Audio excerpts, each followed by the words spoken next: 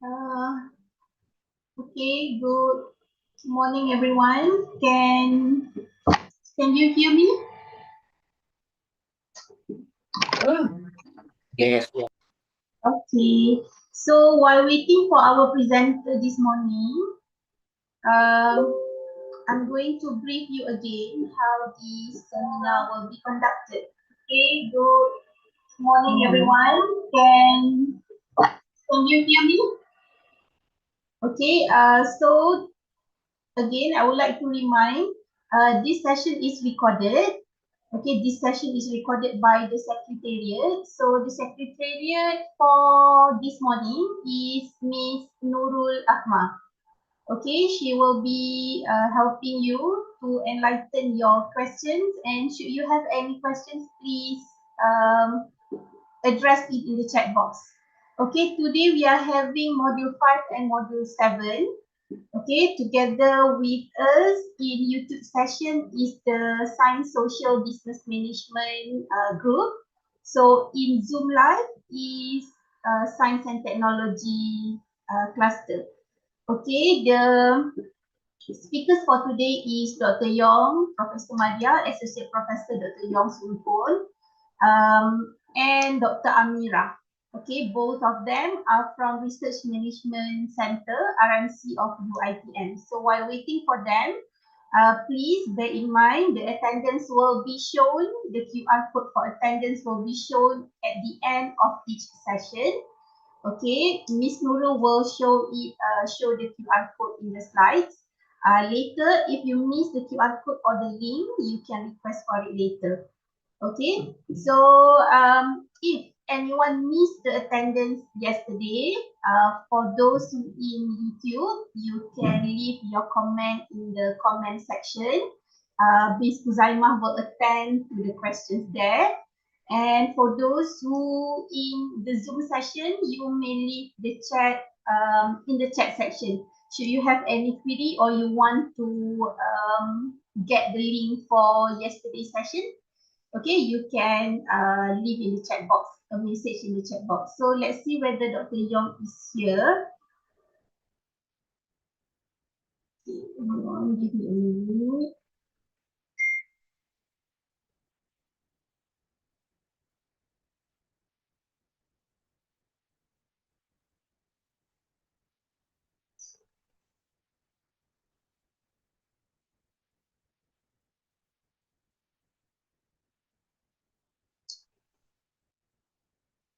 Okay, at the moment, let's wait for Dr. Yong. Okay, Dr. Yong will proceed first with the research ethics, and then will be followed by Dr. Amira on the process to apply for research ethics.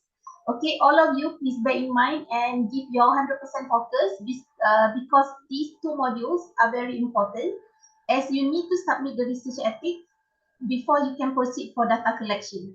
Okay, yesterday we give knowledge to you about how to conduct a research through research methodology, how you want to deal with the supervisors and all. So today you will learn about what is research or ethics all about and how to apply for research ethics.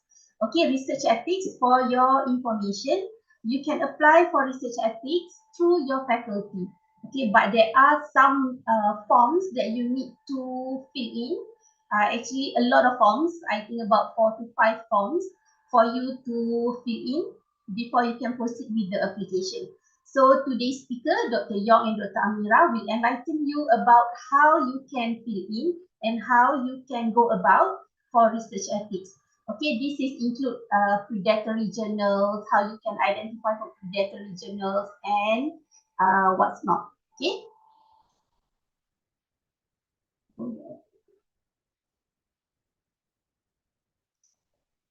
Is Dr. Yong around, Nurul? Okay, Dr. Yong is here. Nurul, can you assign Dr. Yong for co-host? Done. Okay, done. So Dr. Yong, shall I pass this session to you or Nurul? Because I have class this morning, so we'll proceed with Dr. Yong and Nurul. Yes, you may, doctor. Yes, you may. Okay. Okay. Hey, good morning. Can you hear me? Yeah, I can hear you, Doctor. You may proceed. Anytime you're ready. Okay. Okay. So All right. before, let me share my PowerPoint slides first.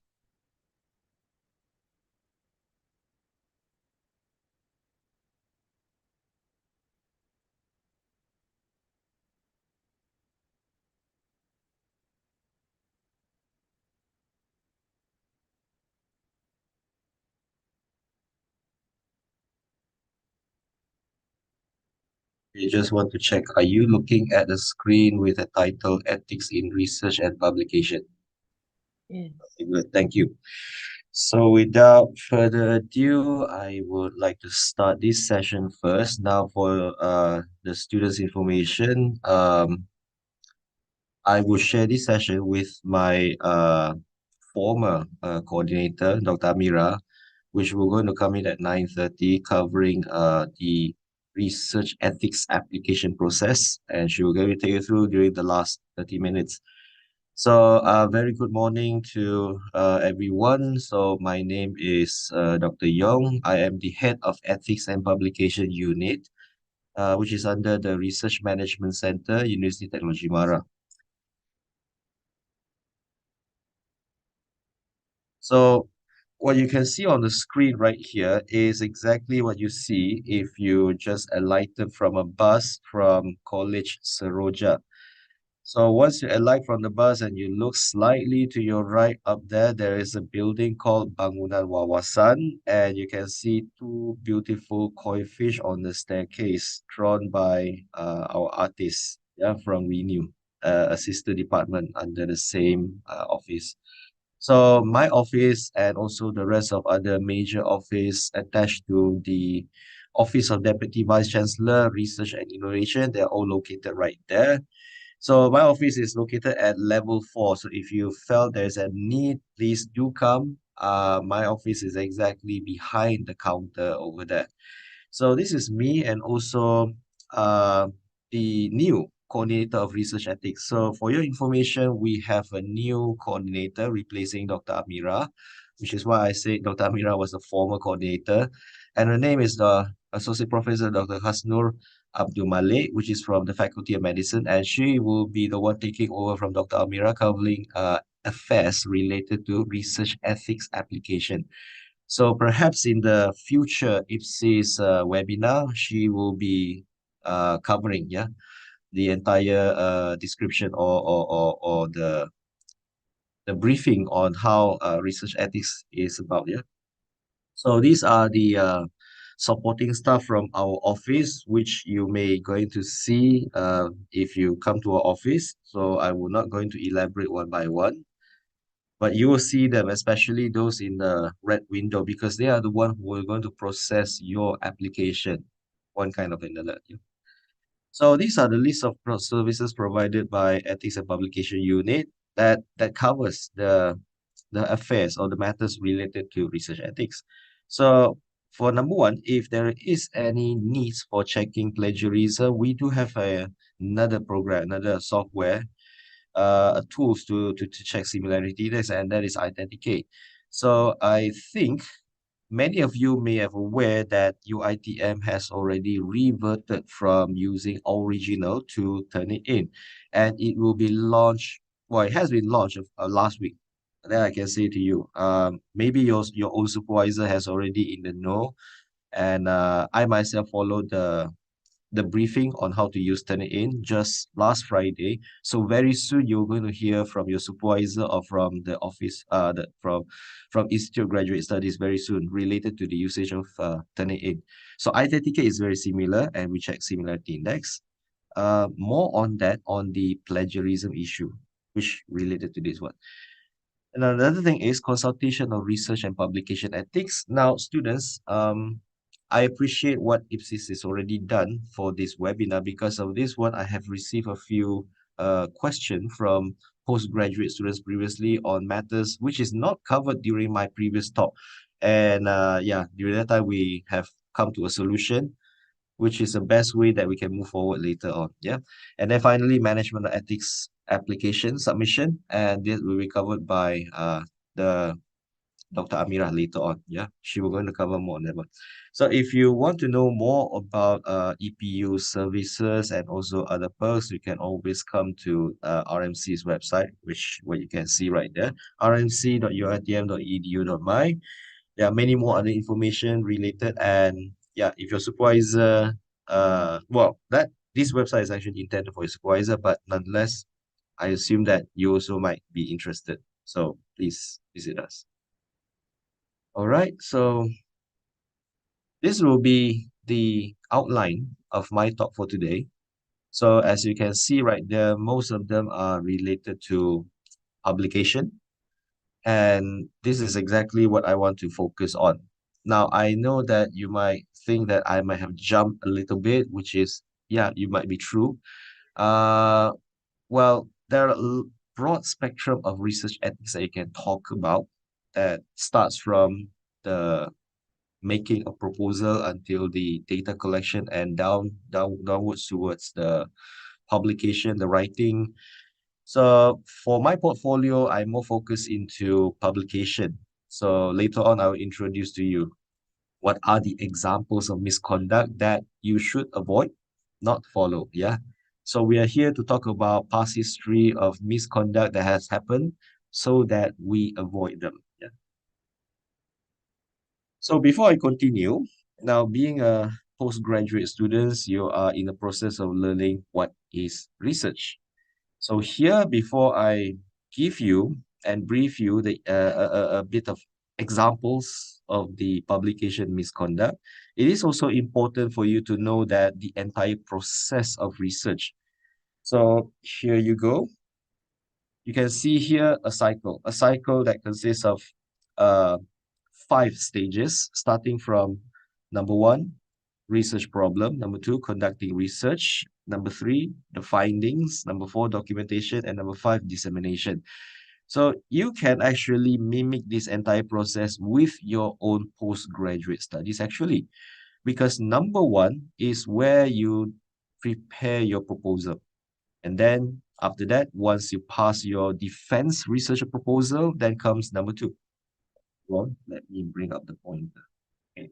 So number two, this is where you collect your data after you have got the proposals approved, as well as research ethics approved by the relevant committees, if needed. Yeah.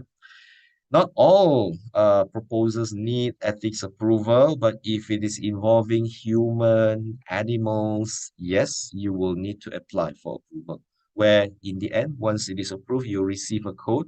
So after you receive the code, then only you start with your data collection. That is very, very important. Later on, Dr. Amira will going to repeat the same point to you. Yeah. So remember that. So once you have finished with your data collection, this is where you work closely with your supervisor to elaborate and also to interpret all the findings until you write down all those important findings in a journal. So this is where all the publication is happening and dissemination. Dissemination is not something that we usually do, but nowadays we do. Given that the exposure that you might have to your own research and your own reputation as a researcher for job market and also for your professional development. You need to do that. All right, so I think I may have jumped a little bit. So I brought the first point to you. What is a research? Yeah. Now, in this point, the main point that I want to bring out here related to my talk is that we, now yourself as a postgraduate and myself as a researcher, we only consider our research is complete after a paper has been published.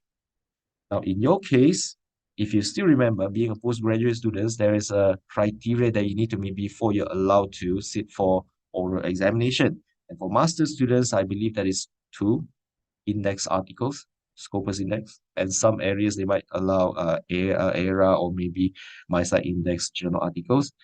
But for researchers like me, we always aim for index, Scopus, or Web of Science index journal publication. And once we publish that, then only the research is complete and the account can be closed. It's the same with you, yeah?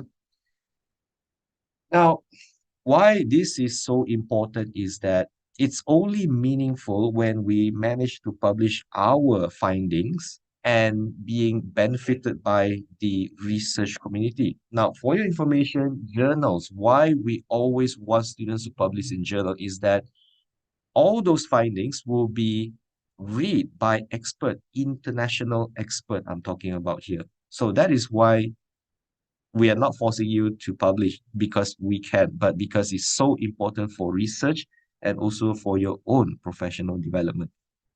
That is what we need to do. But in terms of the quality, now there's a gray area in this aspect. Now, you might have heard that some journals they are of higher quality, some are not, and that is absolutely true. Because some high quality journals they uphold their quality until to a point that they have very high rejection rate. Now, not that they love to reject people, but they are very particular in terms of the accuracy and also the quality of your paper, which means that anything that is off from your paper, they will not accept your publication. So the quality is something that is closely safeguarded by the journal editors, the chief editor and their assistants. But when it comes to the quality and also the standard of a publication ethics, there's one body that is usually referred by many journals, international journals.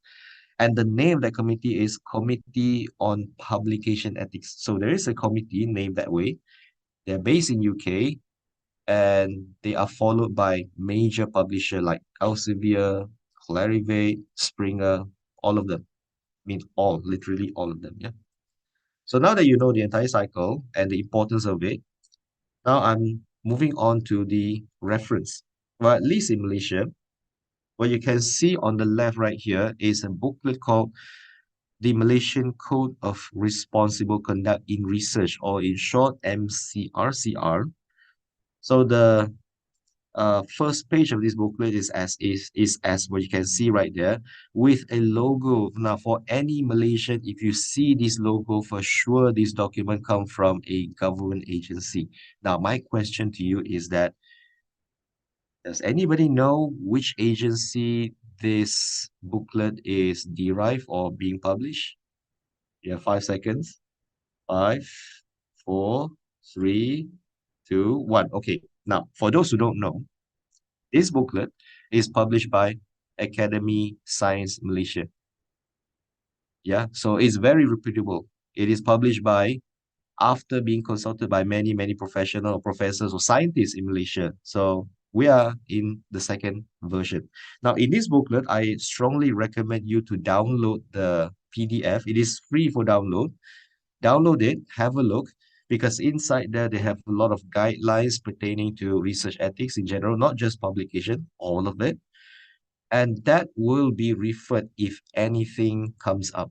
Now, what I meaning by anything comes up is that if you are like unfortunately involved or need to refer to any matters, those will be followed, especially inside UITF. And once again, if you're talking about publication ethics in international level, this is what we're going to refer to, or in short, COPE. And RMC, myself, to be exact, is a associate member of COPE. So that is why I very much appreciate students who have any matters or issues that is unresolved and need help. Please come to me. Please come to RMC.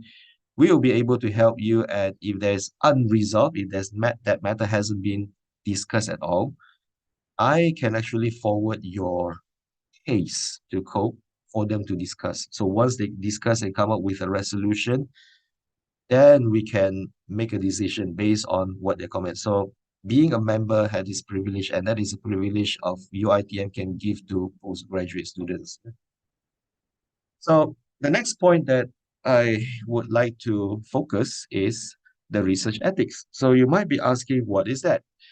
Now, the statement, sometimes they can be a little bit different than what you can see right here, but put it simple, it's actually a norm. you cannot say it's a law, but it's a guideline. It's a guideline where people can follow or not follow, but if you don't, then there are consequences. It's very near to a law, except that it can be formulated or can be generated by bodies based on needs. So based on the research community needs, it is a norm or value or rights or wrong or the good or the bad, and what ought and not to be done in the context of research. So there's a lot of unwritten rules right here. Put it simple, because research is ever evolving and they evolve with technology. I'm sure you know nowadays we have a lot of latest technology where they can be used to help or assist you in doing research, in collecting data, and very recently in writing. Later on, we discuss more. Yeah. But there are rules that we need to follow, and that is what we call research ethics. Now, when we talk about violation, is that something that is against the norm. If you violate it, then you're in the wrong. If you get caught, then there are consequences where it may come from the supervisors or maybe from the school itself. But what I can say to you is that this violation can happen in any stages. Now, if you still remember, there are 5 stages. They can happen anywhere, but majority of them that I can say is happening in the publication stage, where all the data collection has been done and we only need to publish the paper. So most likely due to desperation, majority of them happen during publication. And one thing that I can introduce to you, if you as a postgraduate student or a professional, if you have time, go and spend some time and read some articles from retractionwatch.com. Now, that website is a free website to access, so all those articles are free to read. They are very, very latest. They contain very, very latest articles that describe the misconduct committed by uh, researchers to get around the system, and all the violations that I'm talking about here, they are all there.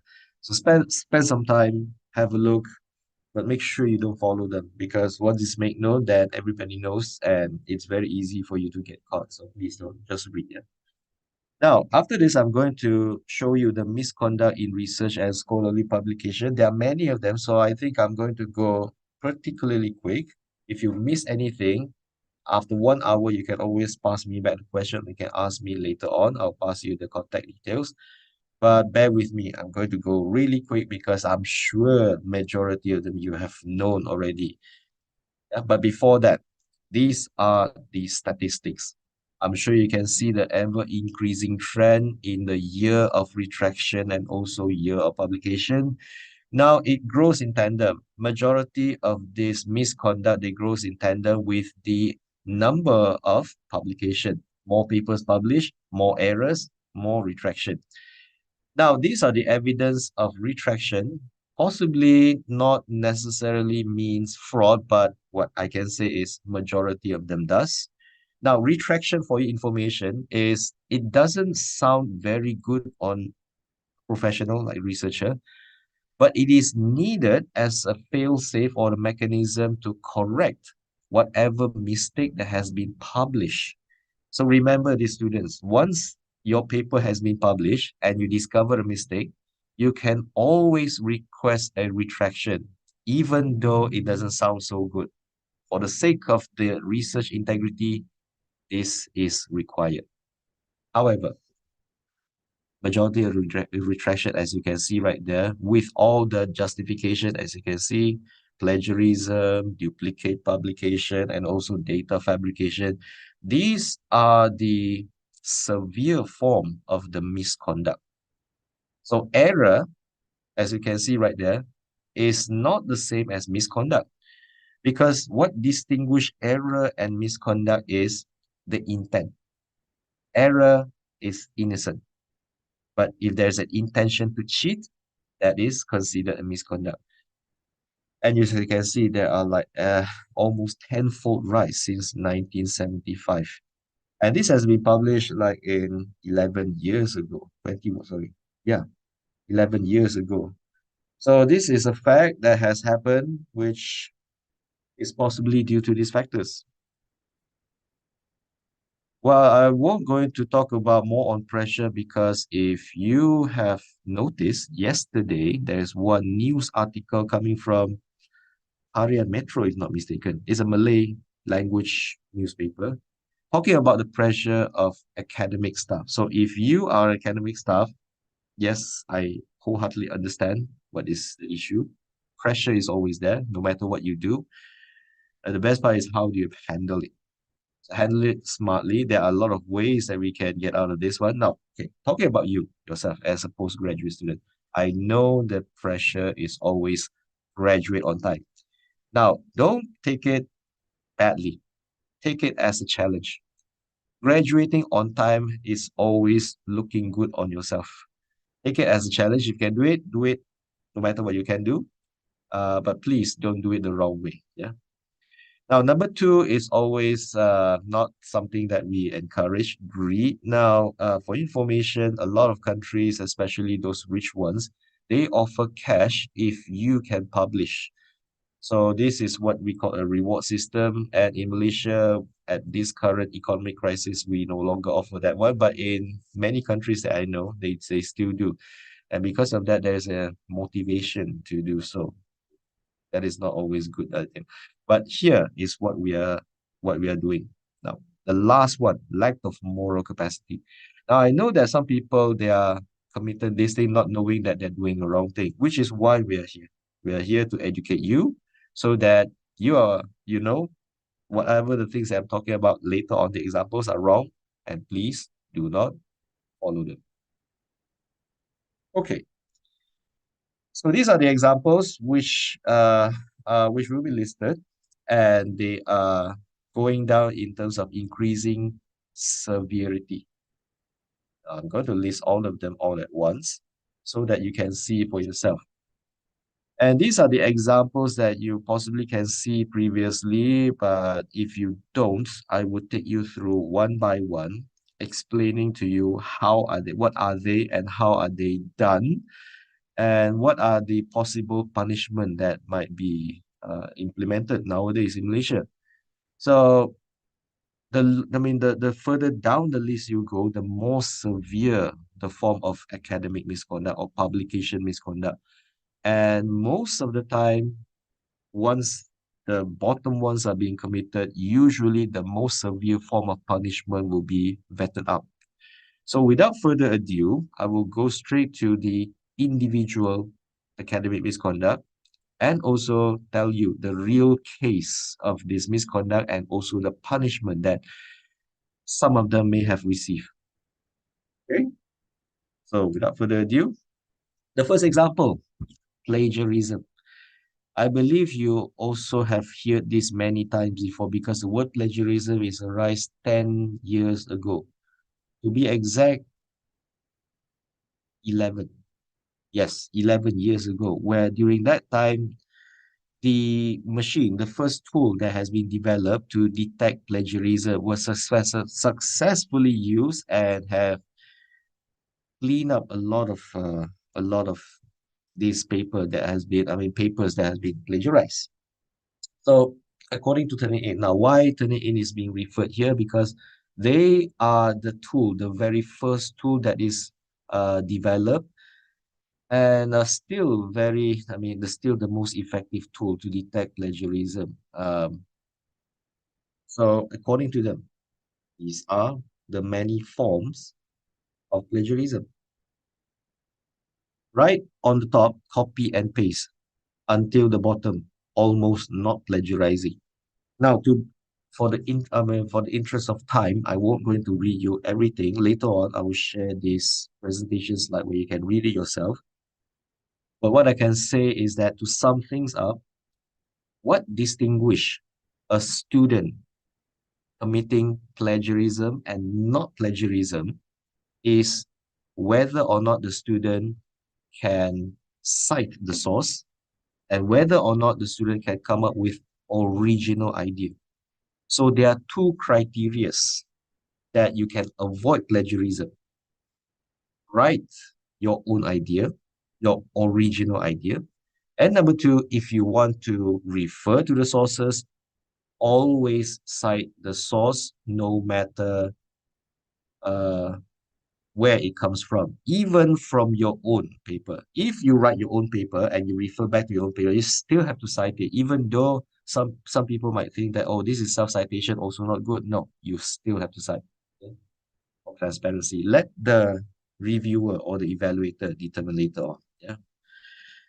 So now the case of plagiarism that has happened in Malaysia, I believe that plagiarism happened anywhere, but being in a Malaysian university, so it's only right for me to refer to a few.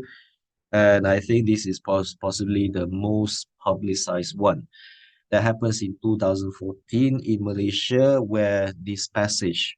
So I would like to give credit to a internet portal called Suara TV. So this is where I got this information from, where it compares. On the left is the source, yeah. The source of where this plagiarism has happened is actually a thesis written by a UK national, a master thesis, if I remember correctly. And on the right-hand side is a PhD thesis written by a former politician, which has had an important position last time. Yeah, he was a professor, but because of what this happened, things has changed a lot. So the story is that this professor has written his PhD in 2004. Now in 2004, there's no such thing as Turnitin, so nobody discovered anything. But 8 years later, in 2012, when Turnitin has been launched in Malaysia, there is launched a long time ago in US, I think before 2012, but it is used in Malaysia since 2010. 2012 is the year where this article is discovered using Turnitin, and this is what happened. This professor was confronted with all this evidence, and due to the mounting evidence, there's no way that he can deny this but to resign. And the ironic thing is that this person has just been promoted professor, and because of this, he have to resign immediately. So this is what plagiarism can do to your career. Yeah, example. Now, what about in UiTM? Well, we do have a lot of information to offer because in 2010, INCA during that time has conducted various studies on plagiarism issues in UiTM, and they have discovered that nearly 50% of UiTM students admitted to committing plagiarism, not surprisingly. Um, and almost everybody knows who have plagiarized. It's just whether of them wanting to plagiarize or staying away from it. So in order to clean up all these things, UiTM has decided to subscribe to Turnitin to combat plagiarism. So this entire report has been described in this document called UiTM Plagiarism Survey 2010. And we do also have a lot of policies to combat plagiarism, which is right here. Now, what UiTM has done is that since 2012, we have already come up with a few rules and guidelines. Okay, so number one, every postgraduate students before examination will need to go through Turnitin check to state the similarity index. So this similarity index is not used absolutely, but it's merely a guideline to see how many parts in your thesis or proposals that is similar to the source. Yeah, combat this thing. So you're going to notice that in your thesis submission form or proposal submission form, you will need to fill one part, or rather your supervisor have to fill what the percent of similarity index. And the rules that is used in UITM is that less than 30%, excluding the references. And this also applies to undergraduate students for information. So if you have experience in UITM, this is what we do. Any assignments must be checked by Turnitin. And the penalties, including these two. Well, there's a third one, which is dismissal. And so far as I'm concerned, no students have been dismissed just yet.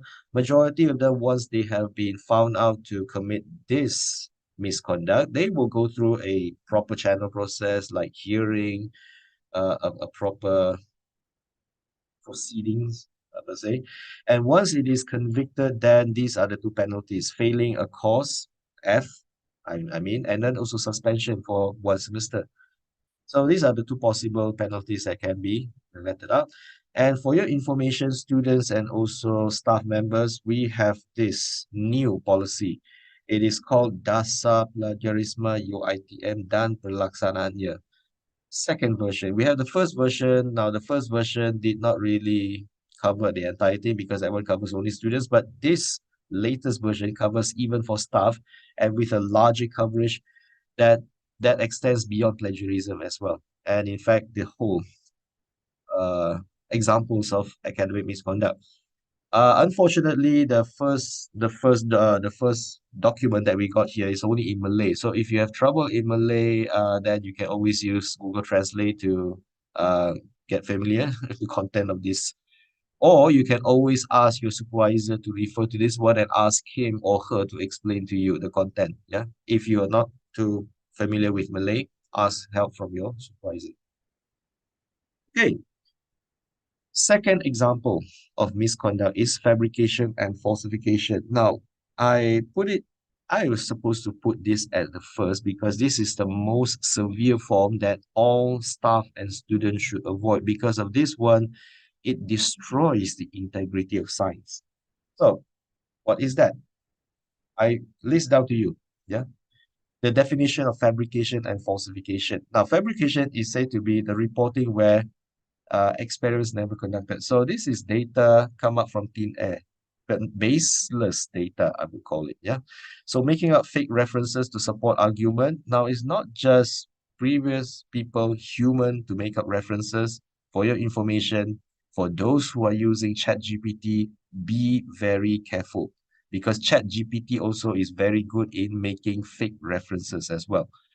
So don't trust ChatGPT, yes, student. Yeah? Always check the reference. But what I can say is that making up data, making up references that never exist or never address your own point. So that is fabrication. Falsification is that you have the data, but that data doesn't look so good. So you edit them a bit. So that is falsification.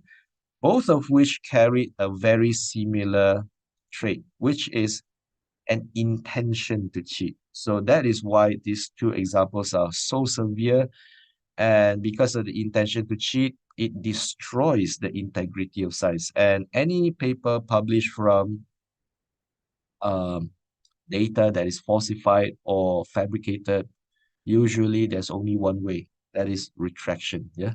It's not even a correction. It's always retraction.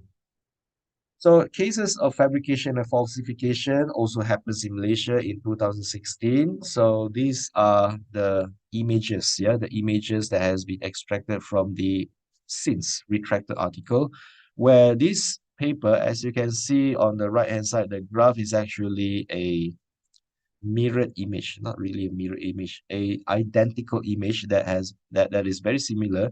It's only edited digitally so that it looks a bit different, but somehow expert can pick this up. During that time, there are experts who can detect frauds in images. They still operating today, on voluntary basis. Uh, but their latest technology. Well, okay, let me finish on the right hand side. Now, those are the flipped and also mirror image of a stem cells. During that time, stem cells is very happening. Everybody is chasing to get their papers published, and unfortunately, this is the wrong way where there's only one stem cells that has been played around, adjusted, so that it looks like there is a lot of stem cells in which they are not. So after being confronted by the experts, the students never respond and has fled back to his home country and the host university. So the PhD graduate, in fact, this paper has been used by a candidate that was granted a PhD certificate. But after this has comes alight, this person disappeared and the university revoked his PhD. So there you go, 3 years down the drain. No single paper, no PhD, 3 years wasted with the fees. Now, unfortunate thing is that supervisor, staff members also is also liable because they are responsible to make sure this does not happen, but still happen. They are being investigated, but the good news is they felt like there is no way the supervisor can detect this fraud given that the extent of the fabrication. It is so hard to detect, what I can say. Now, just now, do you remember that there are new ways we can detect this one? And the answer is AI, artificial intelligence. Students, there is no way in the future that you can fabricate image anymore because from now on, major publishers, they will use AI technology to find out image manipulation, just like this one. It happens very recently. If not mistaken, it starts January this year. So you can forget about this one because machine will take over to check all these things. Yeah. Okay. Now, in order to counter fabrication, these are the old information. I would call this as the best practices between students and also supervisors. Now, like I said, intentional fabrication is very hard to detect, especially last time without the help of AI technology. So previously, the best way that supervisors and also students can ensure that this does not happen is that we always have a transparent and frank discussion on the data. Supervisors will always have to check the originality and also the validity of every experiments. And this is what, for example, I would do. If the students come up with a data at the very last minute without any raw data, any baseless, I will outright reject that data because I could not trust the data that comes last minute and not backed by raw data. So please, students, give yourself a chance, give your supervisors the raw data and also the final graph or the images. And then if there is any issues related to if you have doubts to the accuracy of your data, always repeat it if you have time. But if you don't have time, you still have to repeat it because that is science, yeah. If you're not sure, you always have to repeat.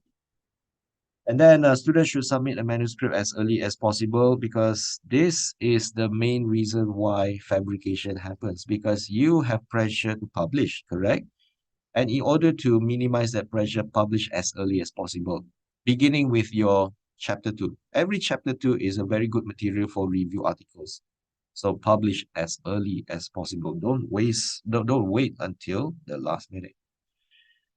All right, moving on. The third example, gift and ghost authorship. Now, this is very interesting because we have two types, which is we have two types of authorship, and many students they are not aware that they have a right to one of these authorship. Now, let me describe to you these two types of authorship, and later I'll ask you which one that you deserve. Okay, now the first type, the first author, yeah, or the corresponding author. They are the one who conducts or supervise the data analysis and also the proper presentation and interpretation of the result. And they also put the papers together and submit the paper to a journal. Whereas co-author, they make intellectual contribution just enough for them to be relevant. So in this case, co-authors usually they contribute just a small part of the entire paper, not the entire paper, but they still have to approve the content of this whole paper. Now, when I say conduct and write this paper, who do you think deserve the first author? Again, 5 seconds. 5, 4, 3, 2, 1. Does anybody want to answer?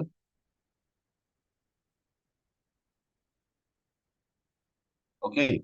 Student. What is it? A student. Okay. If you're referring to first author, you are correct. Yeah. First author always is a student. No matter what your supervisor say to you, you are the first author. That is a norm that has been used for many, many years before. Yeah. Now, what about the corresponding author? That person would be the principal investigator of the project. So you might argue you are the principal investigator, correct? But the point is that in principal investigator also is the person who also responsible for the finances of the project, which means that comes very closely to your supervisor. And that is correct. Your supervisor will usually be the corresponding author, although I can say that sometimes you can make two corresponding authors. One, your supervisor, that is for sure, and the other one whoever that is contributing significantly. So please don't argue with your supervisor on who is the corresponding author, because usually is that, whereas you yourself a student, the first author. Yeah. All right. So there are a lot of discussion based on this contribution that you can always negotiate with your supervisor, but always remember this one.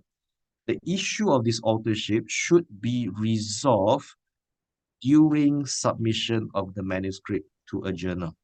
So it had been it should be resolved during that time, not after the publication, because usually after publication, usually it doesn't go down nicely lah. Yeah. So everybody has to agree with the authorship. Now, oh yeah.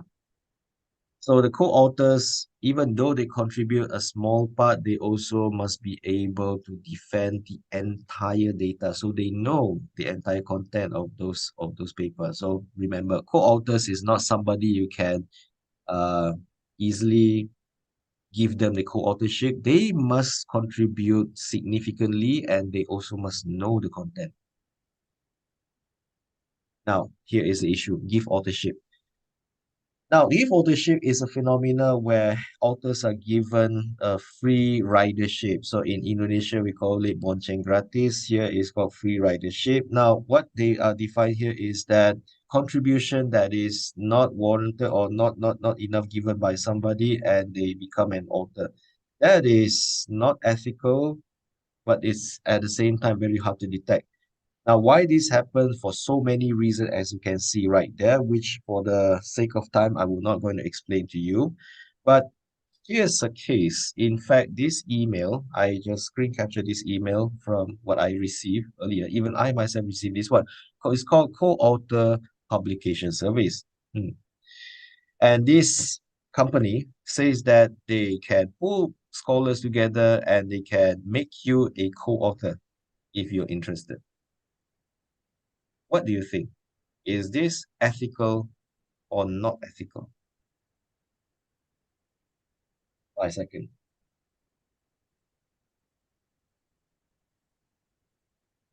Not sure? Okay. Initially, I also not sure because of the limited information that you have. But what I've been receiving is that there has been many of these companies offering so-called co-authorship service, in which once you pay, they give you a co-author in any papers that they wish to.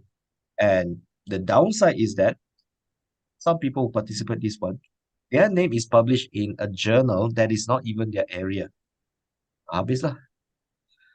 If you publish a journal not in your area, you cannot even use that paper for your graduation. You cannot, you just wasting your money.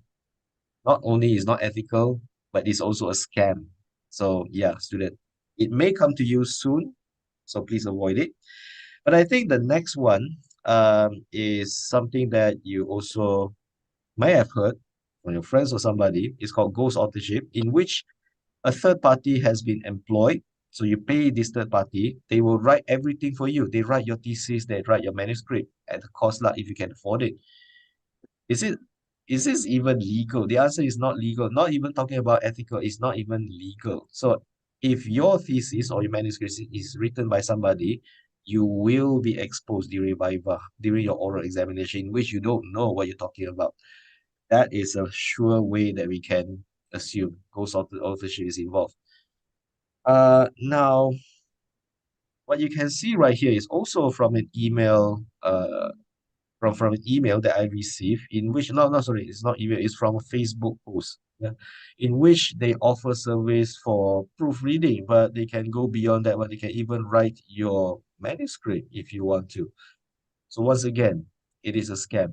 Yeah, after I checked many, many times, it is a scam from one country that is very famous for that one. So please don't be desperate. Don't follow this one. If you do, most likely you are going to lose your money due to scam. Yeah. And this is also a website that I think has been brought down, in which they also offers to write your paper. Now, this is only undergraduate thesis for 50 pages, and the price is 2,000 ringgit. I would say that 2,000, save it and write it yourself. That way, yeah. So what is the solution? Now, policing gift and ghost authorship is not going to be easy. And then authorship is a matter of consent. That means if everybody inside that paper agrees, then no problem. But then again, this is the issue. Last time, there is one case where a student brought to me and she complained that inside that paper, there's one person that she doesn't know and never gets involved in the research. And she consulted me. Of course, we bring this matter to the corresponding author, and the corresponding author immediately removed that name. Yes. All you need to do is bring this matter to your supervisor, be frank with your supervisor, be frank with your corresponding author. Everything should be resolved. If things cannot be resolved, only then you can escalate to the head of department, to IPSis, the Institute of Graduate Studies, or maybe even to RMC if you need help. We will try, we will absolutely keep your identity secret, that is for sure. Yeah. All right. So if authorship dispute remains unresolved, so yes, seek mediation. Do not bring this matter to the public just yet, because give us time to resolve this one. We can resolve this internally, yeah? Okay. So the number 4 misconduct is duplicate publication, which has happened before. Now, why this is not allowed is it wastes the time of the editor to process your paper. So this has happened before, and these are the what the punishment that can be vetted out. So if one committed this one, usually the name will be blacklisted, and sometimes also involve retraction. Not sometimes, most of the time, it involves retraction and also embargo. Of course, the name is also damaged. And then number 5, predatory journal publication. I will go this very quickly, but I'm sure you've heard this before, given that the many histories of Malaysia involving in predatory publication, especially just very recently, we were listed as the top 10 papers that have retraction due to predatory publication. Now, this person is the person who vetted the term predatory publication. He himself is also the victim of that one.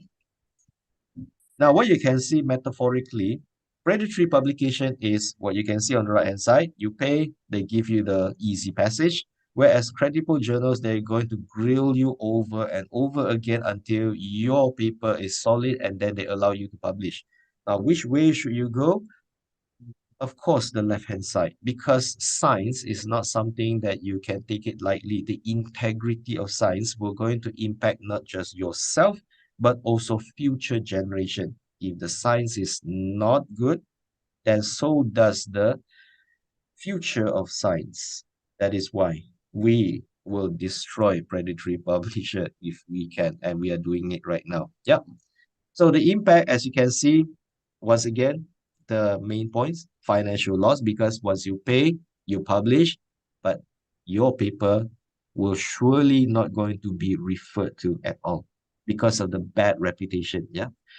And then number 2, damage to reputation. Now, once your name have a few predatory publication, people will start thinking your decision-making process, and they thought that you're also part of the uh, people that is not very particular with the quality. So stay away. Not because they are bad, the journals, they can publish your journals, but because you will need to survive long. Your career is very important. And lastly, for humankind. Now, this is due to the loss of integrity. Now, many of the examples that we experience today, like for example, vaccines, they are being used by anti-vaxxers for their cause.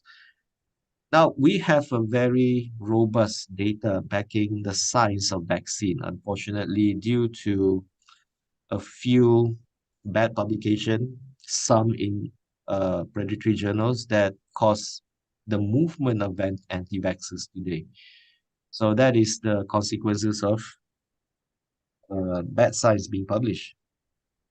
So the common science of predatory journals, students, this is what I need you to do.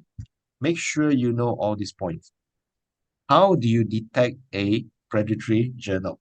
So these are the main points, but I think I would rather take you through the examples, which is right here.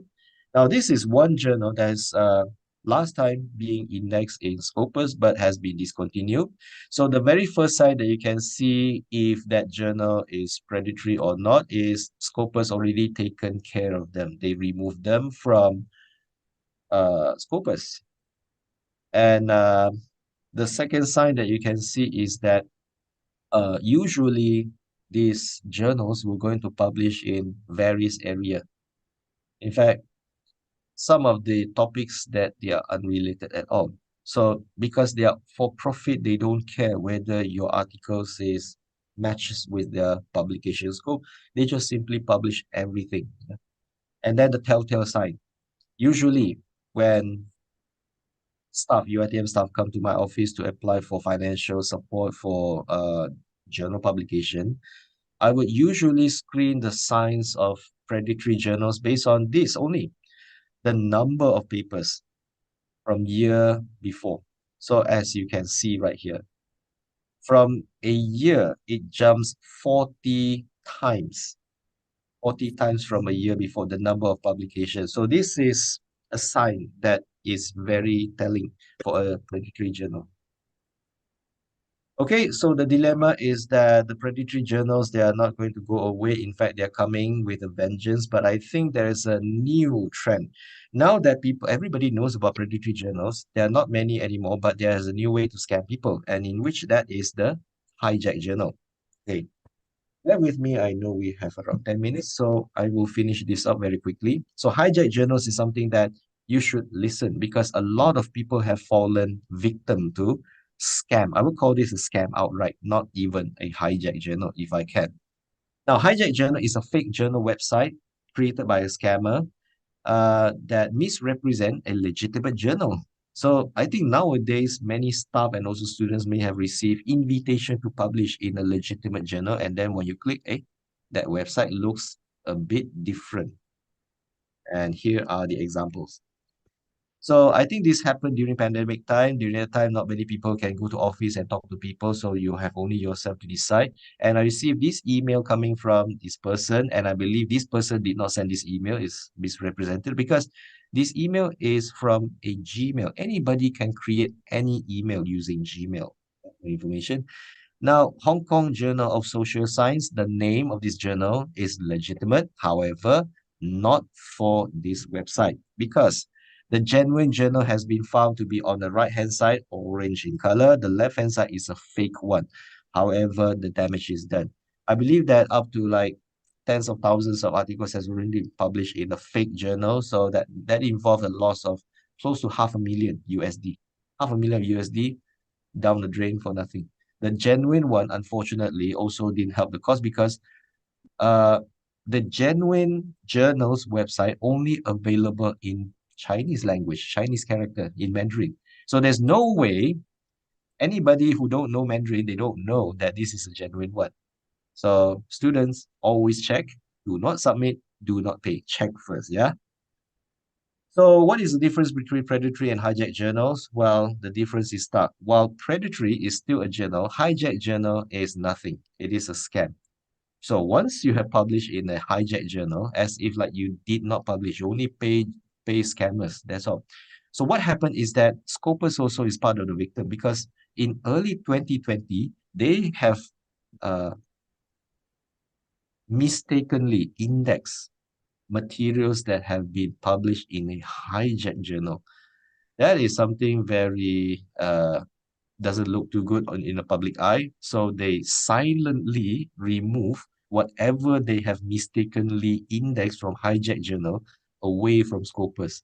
So that time, quite a bit of staff, UiTM staff have republished and got their papers removed from Scopus, as if like they didn't publish at all. So extra tip for researchers and also for you yourself as postgraduate students, before you submit, always check. Don't rush. Yeah. You always check for the credibility of that journal, whether it is reputable, whether it's predatory, and most importantly, whether they are legit.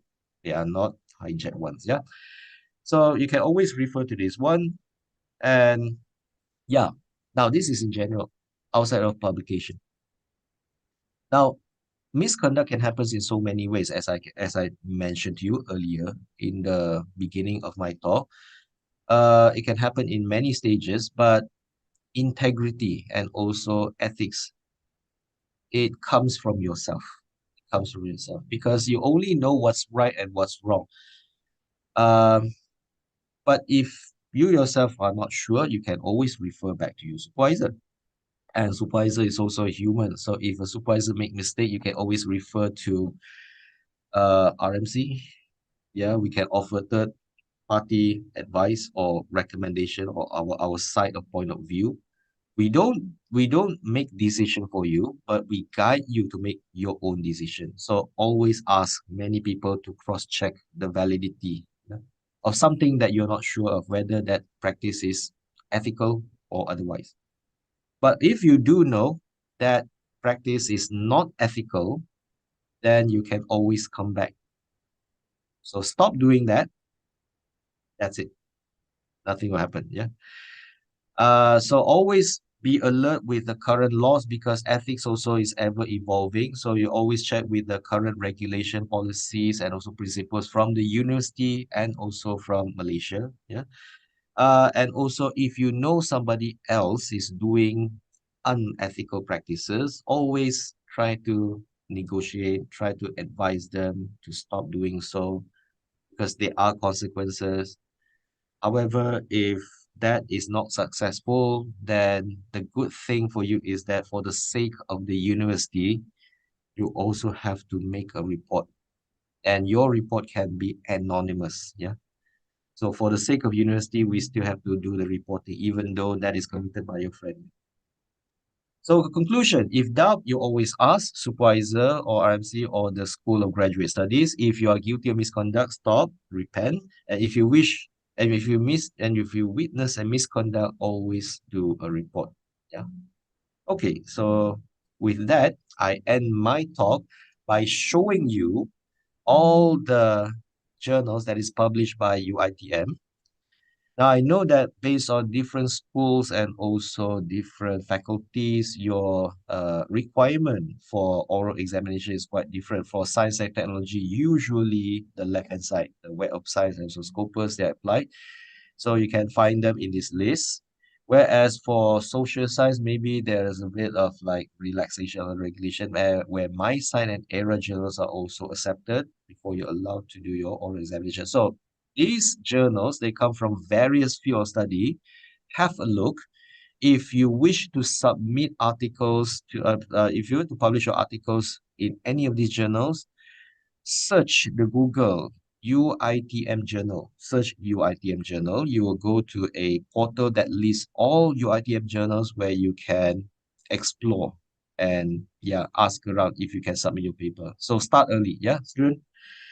And with that, thank you for listening. So now it's already 9:30. I think Dr. Amira possibly is already here. So if there's any question, possibly you can answer a few, if that is possible. Yeah. So I passed back the platform to the chairperson. So I stopped sharing here. Yeah. Thank you very much. Okay, thank you, Dr. Yong. I'm sure Dr. Amira is already online. Dr. Amira?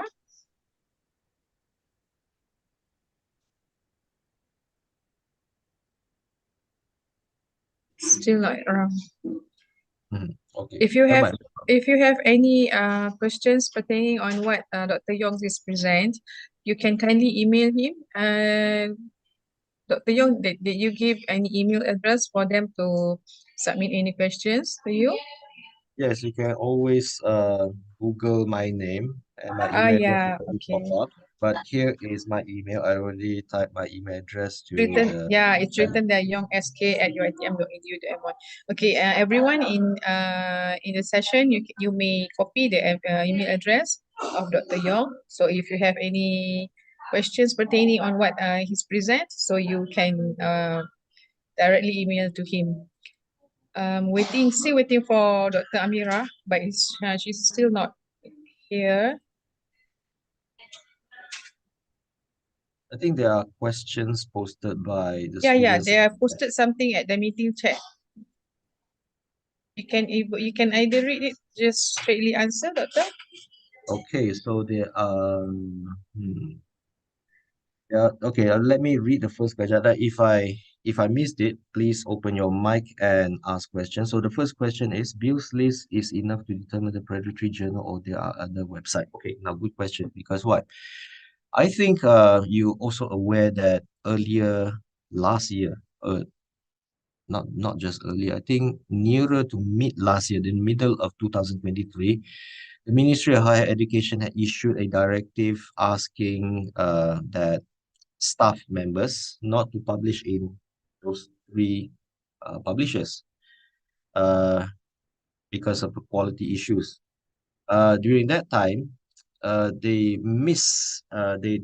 probably have missed the source where how we can detect this one. Now here the question says Bill's list. Now for your information, Bill's list is a list that shows all the journal titles and also the publishers that have reputation or suspected to have reputation in predatory practices. While majority of them are accurate, some of them they are disputed. Now, why I say not accurate or accurate are disputed because they are not updated by Jeffrey Beall, the person who created this list. And for your information, just now I did not explain to you what happened to Jeffrey Beall, but there's a long story, and that has a direct involvement by one of the three publishers that has been banned by KPT last time. Story is very long. I suggest you to Google his name and Google either one of the journal publishers' name, and you know what is the story. Okay.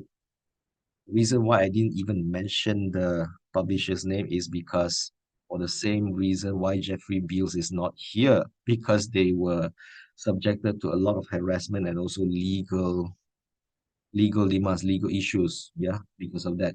Now, the issue is that Beals list is not yet acknowledged um by KPT, be exact. However, Beals list is the only list available in the world to guide us whether a journal or publisher is predatory or not. There is another list called Cable's white list or backlist. We don't have that much money to subscribe it. So at the moment, we still rely on Bill's list and they are fairly accurate, although some might dispute it. But to me, RMC, we are using Bill's list, and that is the only reference that we have. Yeah. Okay, I hope that answers your question. So let me go through the next question. Can Turnitin accept latex-based PDF for thesis? The answer is yes. However, there's a catch. Now, in your PDF, last time, some students, they use this trick. They use symbol to represent the numbers, in which Turnitin also picked this up, and they have altered their algorithm to be able to detect that as a plagiarism.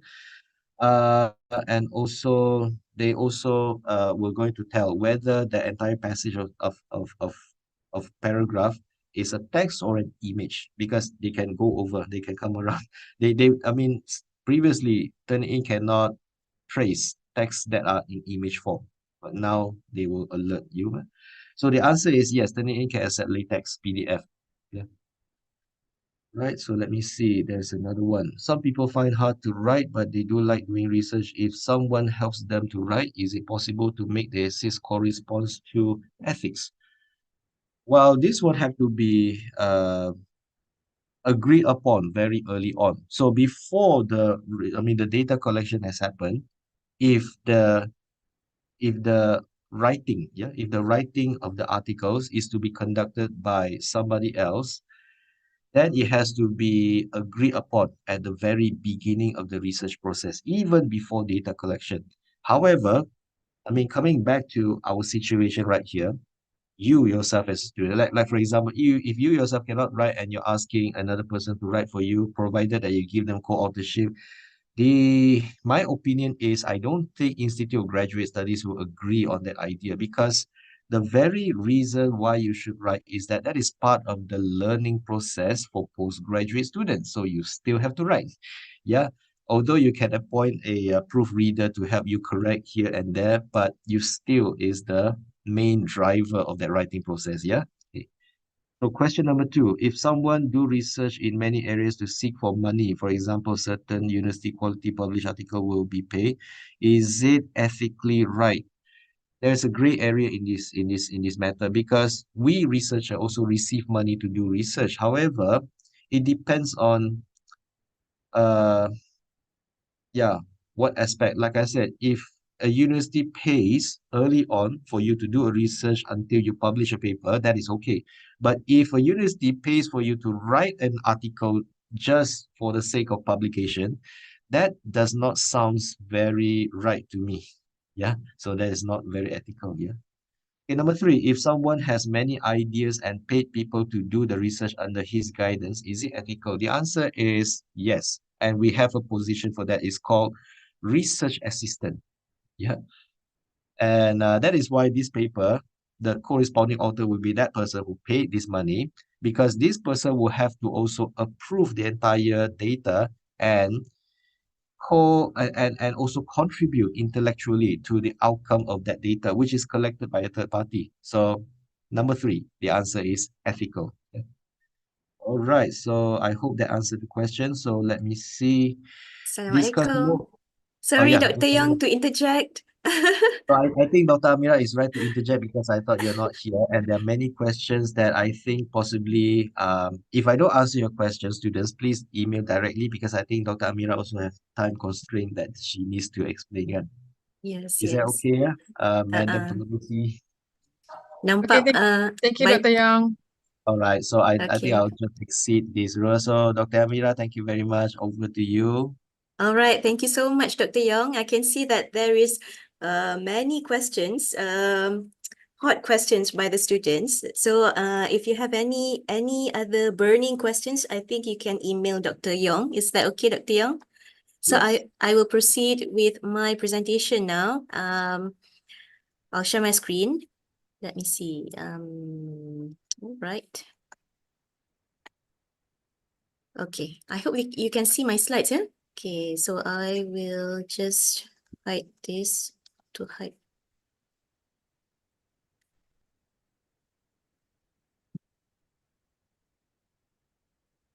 Okay, right. So Assalamualaikum and good morning, everyone. So I'll try to make this quick because we only have around 20 plus minutes. So this is a sharing session regarding research ethics application procedures, especially for postgraduates. So before I start, I would like to introduce you to the, I think Dr. Young has already introduced you to the Ethics and Publication Unit under the Research Management Center. I am actually the former coordinator of research ethics, where my tenure has ended on the 31st of December 2023. So now, Dr. Yong, of course, he's the head of UEP, and I would like to seize the opportunity to introduce you to the new research ethics coordinator, which is, let me just get my pointer, okay, which is Associate Professor Dr. Hasno Abdul Malik, who is from the Faculty of Medicine. And the RSC Secretariat has 3 supporting staff currently, yeah? Right, so I'll just proceed to the next one. Now, I think this is just to let you know that UITM Research Ethics Committee actually has one main REC, which is part at UITM Shah Alam, and this is the chairperson of the Research Ethics Committee, UITM, would be Professor Emeritus Datuk Dr. Raymond Azman Ali. He's the chairperson, and he is from the Faculty of Medicine. But under the Research Ethics Committee, we have several other sub committees, which what we called as Ethics Review Committee, ERC. That is parked under the college, branch, or faculty. Okay. So why do we have subcommittees? Because as you can see from the bar graph here, from 2019, the application for ethics approval has increased significantly, as you can see. So we need more supporting staff and more manpower to process the applications. So I'll explain later on. The ROC Secretariat that you have seen just now, the 3 supporting staff, helps with processing the application that is submitted to the REC UITM. Okay, all right. So as you can see here, this is very important, because it depends on the mode of study. It depends on your mode of study. So if you are by research or mixed mode, you should submit your application to the UITM Research Ethics Committee. And that will be processed by the REC Secretariat. Whereas if you are masters by coursework, your application will be processed by your respective college, branch, and faculty. Please refer to the ERC at your respective college, branch, or faculty. So don't worry, I'll talk about that later on. But before that, I would like to shift your focus on your proposal development.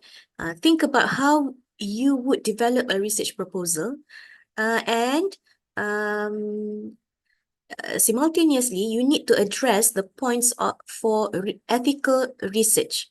So these are some of the points that you can ask yourself. For example, what might be the key questions that you should explore? That is number 1. And then, of course, you will look at the methods that you will use, but with justification, because we have various methods that might be suitable for your study, but some of the methods could bring some risks.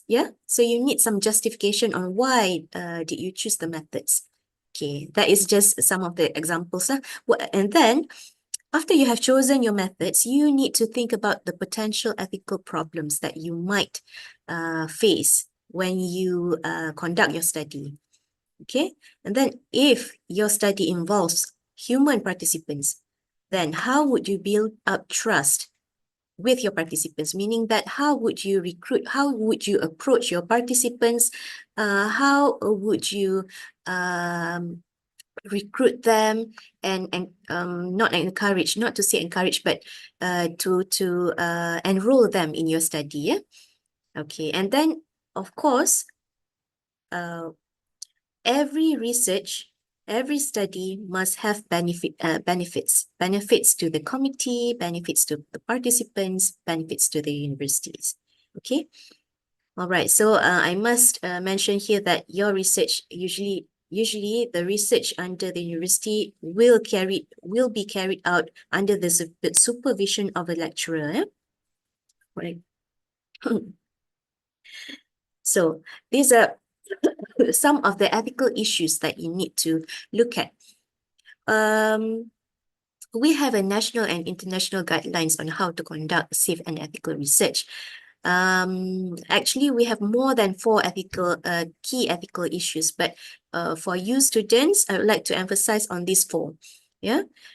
The first one would be the right to withdraw. This refers to your participants. They must have the right to withdraw from your study, even though they have initially consented to participate in your study. And then freedom from harm or disadvantages. Again, to your participants, they must be free from harm or disadvantages. Okay. If there is some risks to your study, it should be outlined, or it should be mentioned to your to your participants, to your potential participants, so that they know what they will embark themselves into.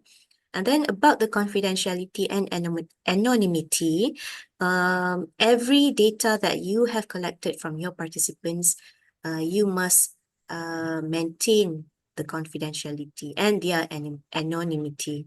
And also informed consent is for the beginning of the study. You must obtain informed consent from your participants, your potential participants, before they enter or they enroll in your study.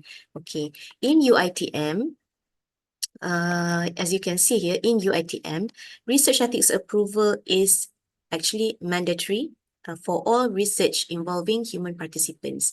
But why did I put asterisks here?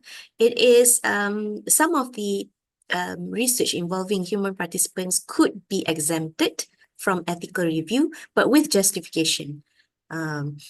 What is the justification? If you'd like to know more, you can refer to our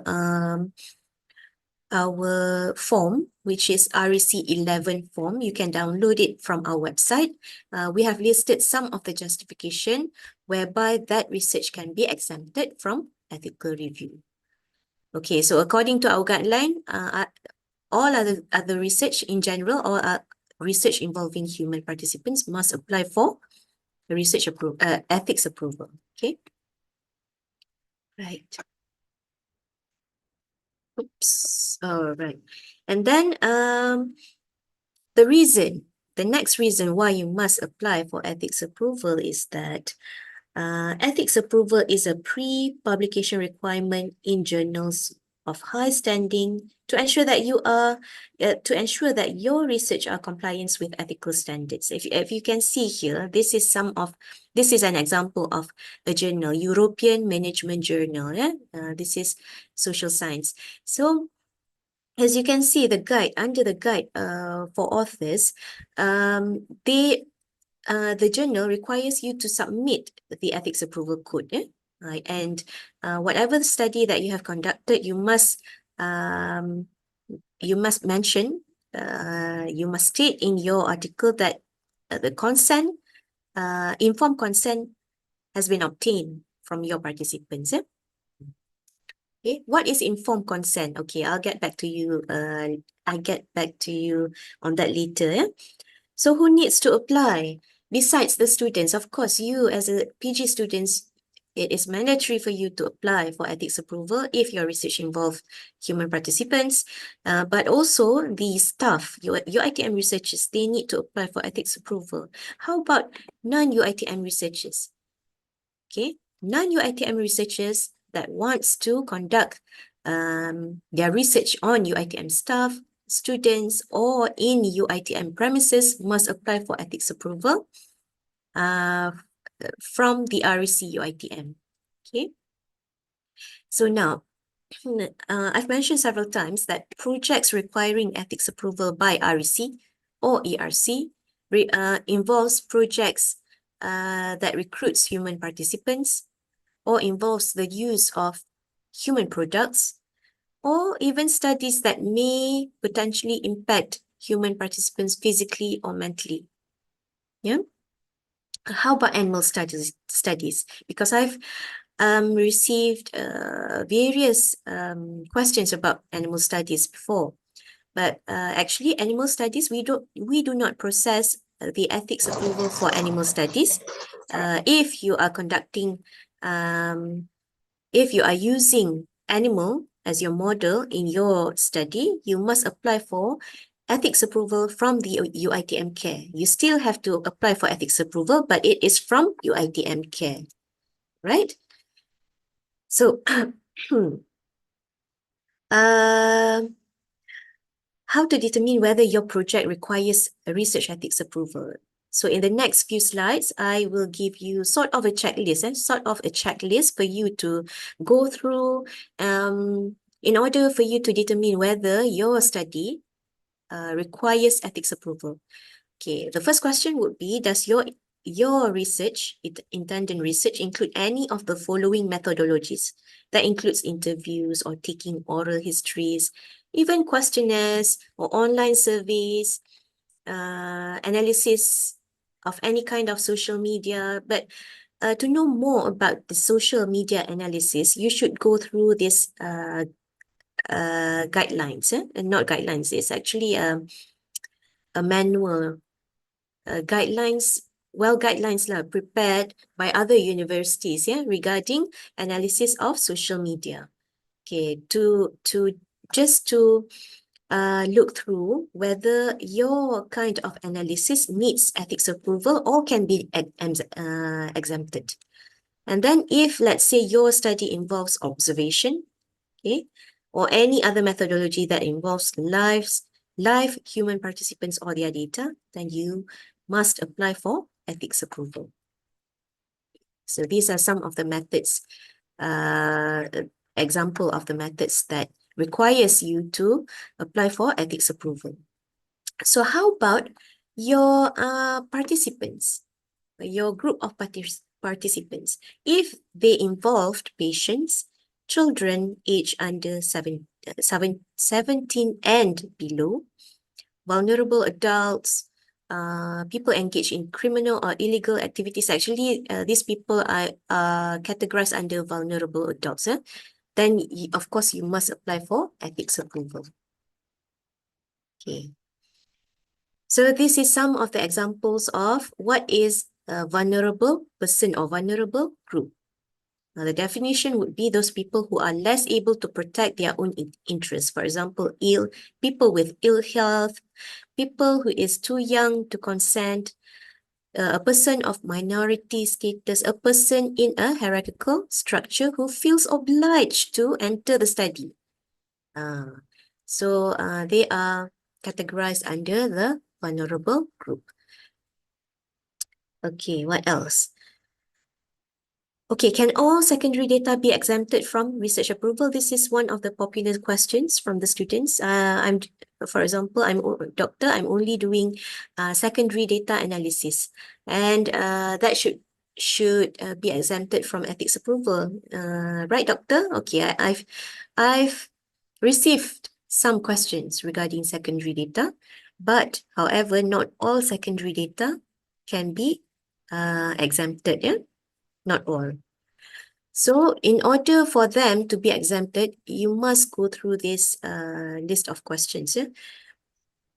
Whether the data is de-identified before it is released to you as the researcher, whether the consent of the subjects has been obtained previously, and how about the outcome of analysis? It must not allow re-identifying the participants. If it re-identifies the participants, then that your research cannot be exempted from research approval. They must undergo a research ethics approval review lah, yeah. And then the use of data must not result in any damage or distress.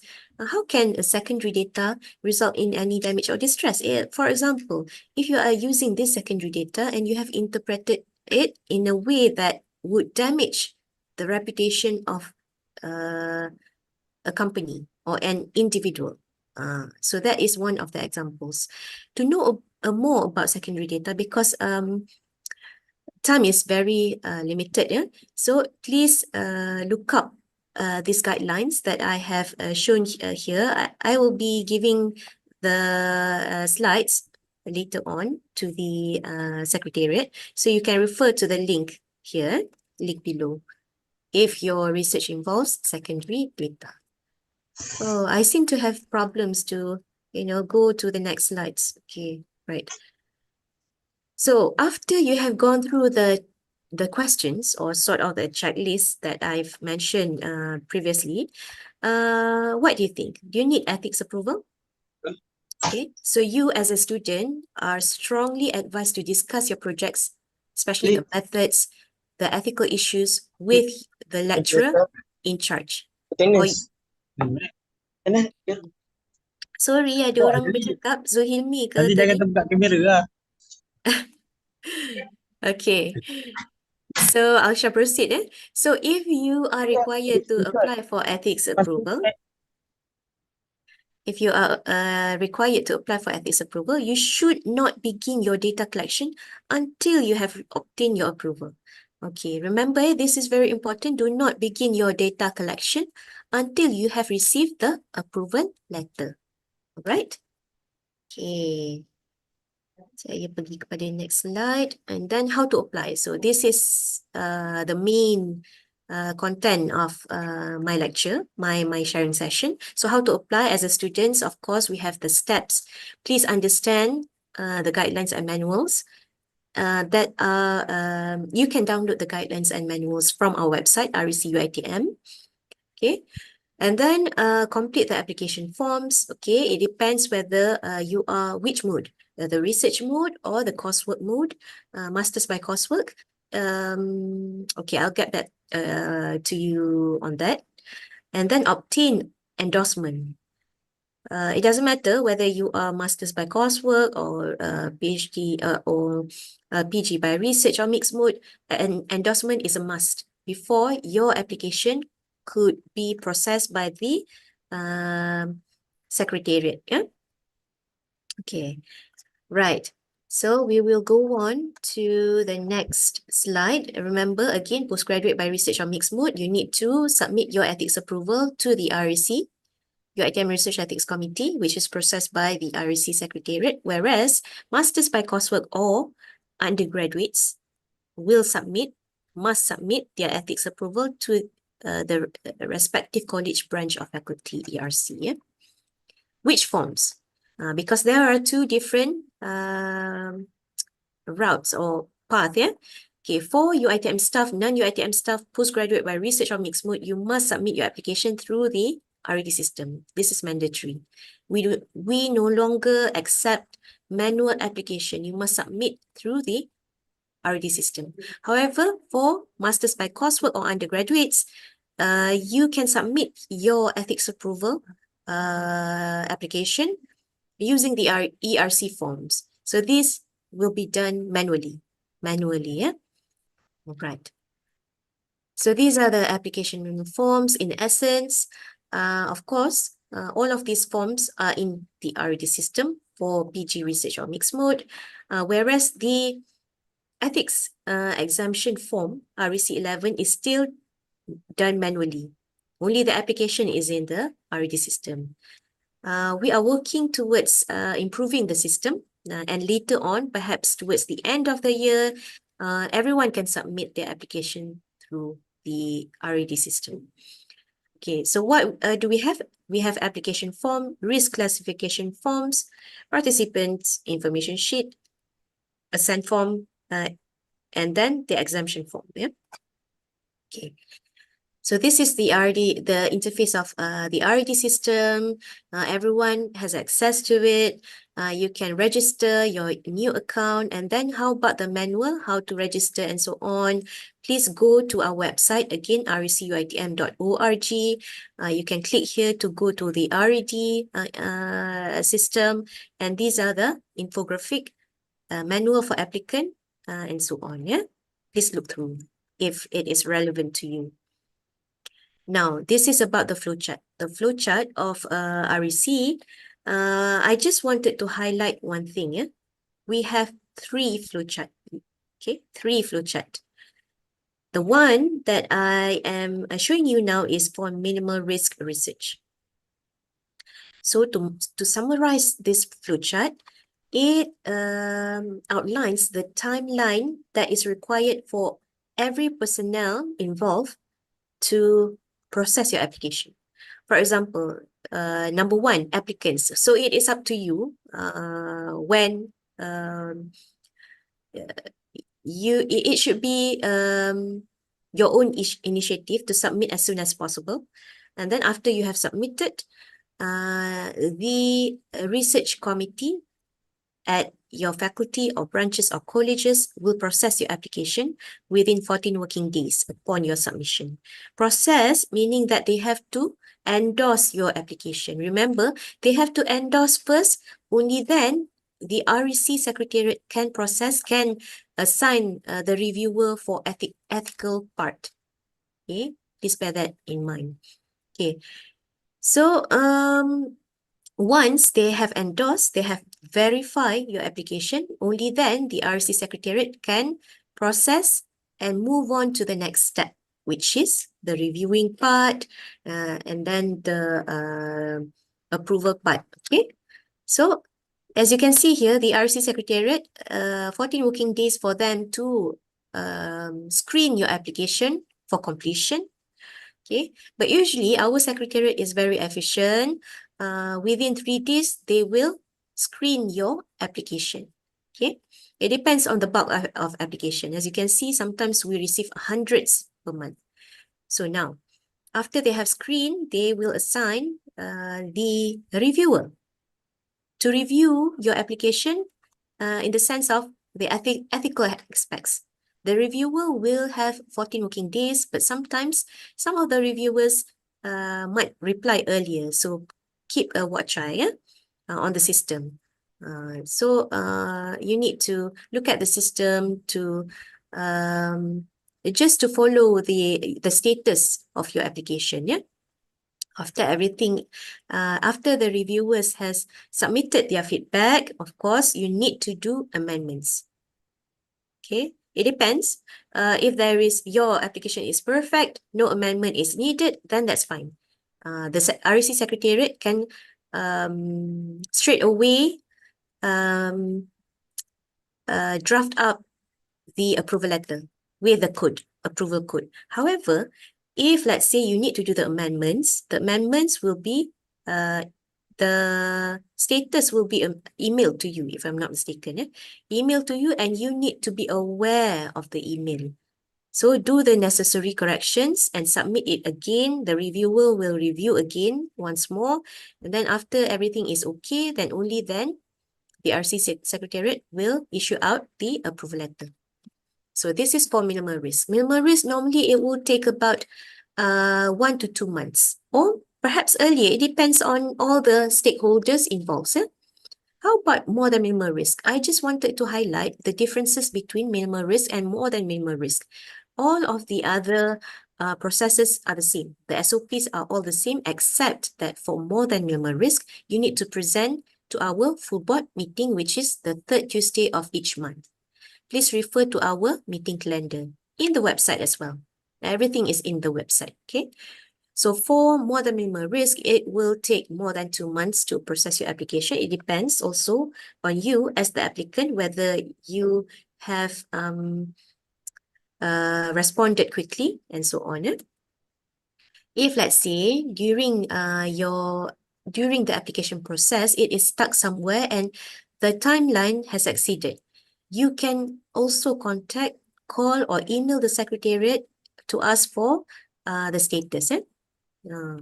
Right. So this is the flowchart for ERC.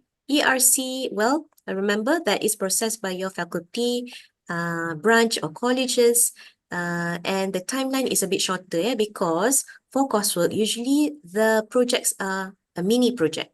It's not a big project like PG by research or mixed mode, right?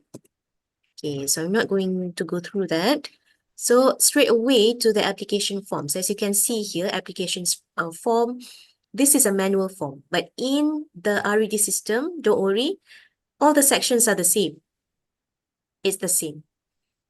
So what I would like to emphasize here is that please complete all sections. Do not leave anything blank. If it is not relevant to you, just put NA or not applicable, but do not leave it blank. Okay? And then you can tick the boxes. You can tick more than one boxes, and please briefly describe your study background, including only references cited in this background, not your proposal, because sometimes the students only copy-pasted their literature review in the background part. That should not be the way, because it will take more time for the reviewers to review your application if you are just copy-pasting from your proposal, so the background actually, it should be an executive background, not too short, not too long, but it encompasses all the justification of the study, the brief introduction, and so on, including the problem statement. And the references, again, do not copy paste from your proposal, which may be more than 40 references. Whatever references that you are citing in the background only. Yeah. Okay. Right. Now, the objectives, I strongly encourage you to number your objectives so that is clear to your to the reviewers. Okay, and expected benefits, of course, you need to at least state the expected benefits of your research. The date of research commencements or end, it doesn't matter. It could be the date of the grant.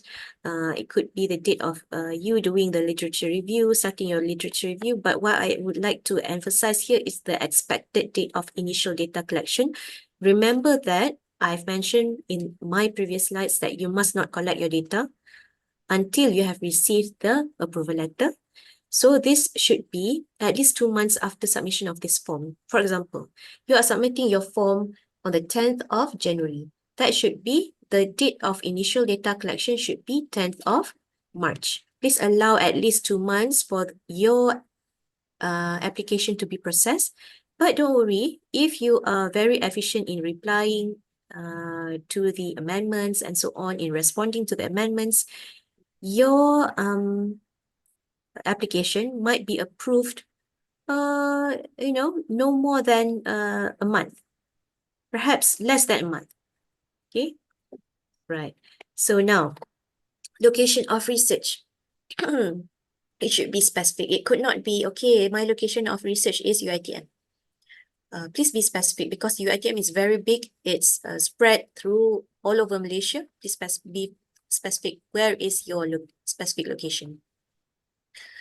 Again, number 7, do not put definitions here, research design and methodology. I don't know why, because a lot of the students like to put definitions in your research design and methodology. I'll give you an example. Okay, this one candidate put mentioned that he or she wants to conduct a study and recruit the participants via snowball sampling. And then he go on to give the definition of what is snowball sampling. You need to give the definitions. Okay? And several other definitions. You do not have to put definitions, please. What we need for you to outline here or to explain here is that how will you conduct your study? For example, if you would like to do a survey, how will you disseminate the online survey forms or the survey forms? Okay. How will you approach your participants? If you are doing an interview, you say here that I will be doing an interview among the students. But how will you be doing the interview? Is it in a closed room? Is it a group interview? Is it an individual interview? So you must explain to the reviewers about the conduct of your study. I hope that is clear, right? Okay, and then how will you maintain the confidentiality of the data of your participants? Okay, and then you perhaps you will mention that the data will be kept confidential and will be accessed to only the researchers, the PI, principal investigator. I don't know. Okay, but please describe the methodology. Do not put definition. And then we have the inclusion and exclusion criteria here, referring to the characteristics of your participants. Okay, for example, I will be recruiting participants which has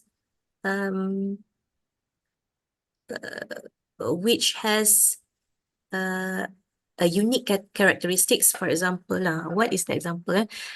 The patient with high cholesterol. Okay, however, patients with high cholesterol and who are diabetic will be excluded from my study. Do you see the differences? The inclusion criteria is patients with high cholesterol but do not have other underlying diseases. Then the exclusion criteria would be still the patients with high cholesterol, but you will be excluding those with diabetes. Okay, Nanti, if you have any further questions, you can always contact the secretariat lah. Okay, how about sample size? Sample size, again, some of the students just put, okay, I will be recruiting 100 participants. Dot. Okay, where did you obtain the number? There must be a scientific reason behind it. Okay, please indicate the sample size calculation, and then perhaps you can cite one or two paper whereby you have referred to that paper for sample size calculation. And then the research flowchart. It's a summary of your methodology that you have explained in number 7 just now, but in a flowchart. Okay, statistical analysis. Again, what I would like to emphasize is that the statistical analysis must address your objectives. Okay, although you may not know, sometimes we need to look at the distribution of the samples, right? I understand that, but you can just estimate or predict. Okay, it depends on the distribution of your samples. Okay. How about the funding details? If you do not have any funding, just put NA, not applicable, but do not leave anything blank. Okay. Okay, this is for the manual forms where you must obtain the supervisor's signature as well as the co-researcher's signature for manual forms. But for forms in the RD system, you actually do not need to take their signature. But please inform your supervisors that you are applying for ethics approval, and I highly encourage for you to show your supervisor your application forms. Yeah, you can print out the PDF the PDF of your application forms and show it to your supervisor, because we do not want the supervisor not in the loop. Sometimes the supervisor do not know that the students are applying for ethics approval. Okay, so very quickly, so I've exceeded the time, very quickly to the research classification risk. On this part, you actually need to read the questions and just tick no or yes or no. Yes or no. That is all. We need to classify your application whether it is a minimal risk or moderate risk. So this is how we determine, one of the ways that we determine whether your research is minimal risk or moderate risk. If let's say you have ticked yes, for example, number 6 then, does any of the data collected have the potential to cause discomfort, embarrassment, harm to the participants? If you said yes, please briefly describe why. Just briefly describe. Okay. Other examples, other simple examples would be number 9, will you be collecting biological samples? For example, body fluids. If you tick yes, then you just mention, okay, I will be withdrawing blood from my participants. But how many mils of blood? You need to mention here and also in your methodology, 5 ml of bloods, for example. Okay. Okay, I hope that is clear. This is just a checklist to ensure that you have completed all sections, because again, if the sections are not completed, if there is one section is not completed, then your forms will be returned to you. So to avoid the back and forth returning of the forms, please ensure that your forms are completed. That's all. Okay, because there are several occasions whereby the students submit an incomplete forms. So that will drag the time for your application to be approved. Again, yang ini kan, this one is about the pengesahan, the endorsement. So remember, your forms need to be endorsed. And how about in the system? They need to be verified. Okay, verified in the system by the PIC lah, the person in charge. So from this process flow, I would like to highlight the status. If let's say your status is pending, okay, so who is the person in charge to process this application? That would be your faculty, college or branch. Okay, they will verify.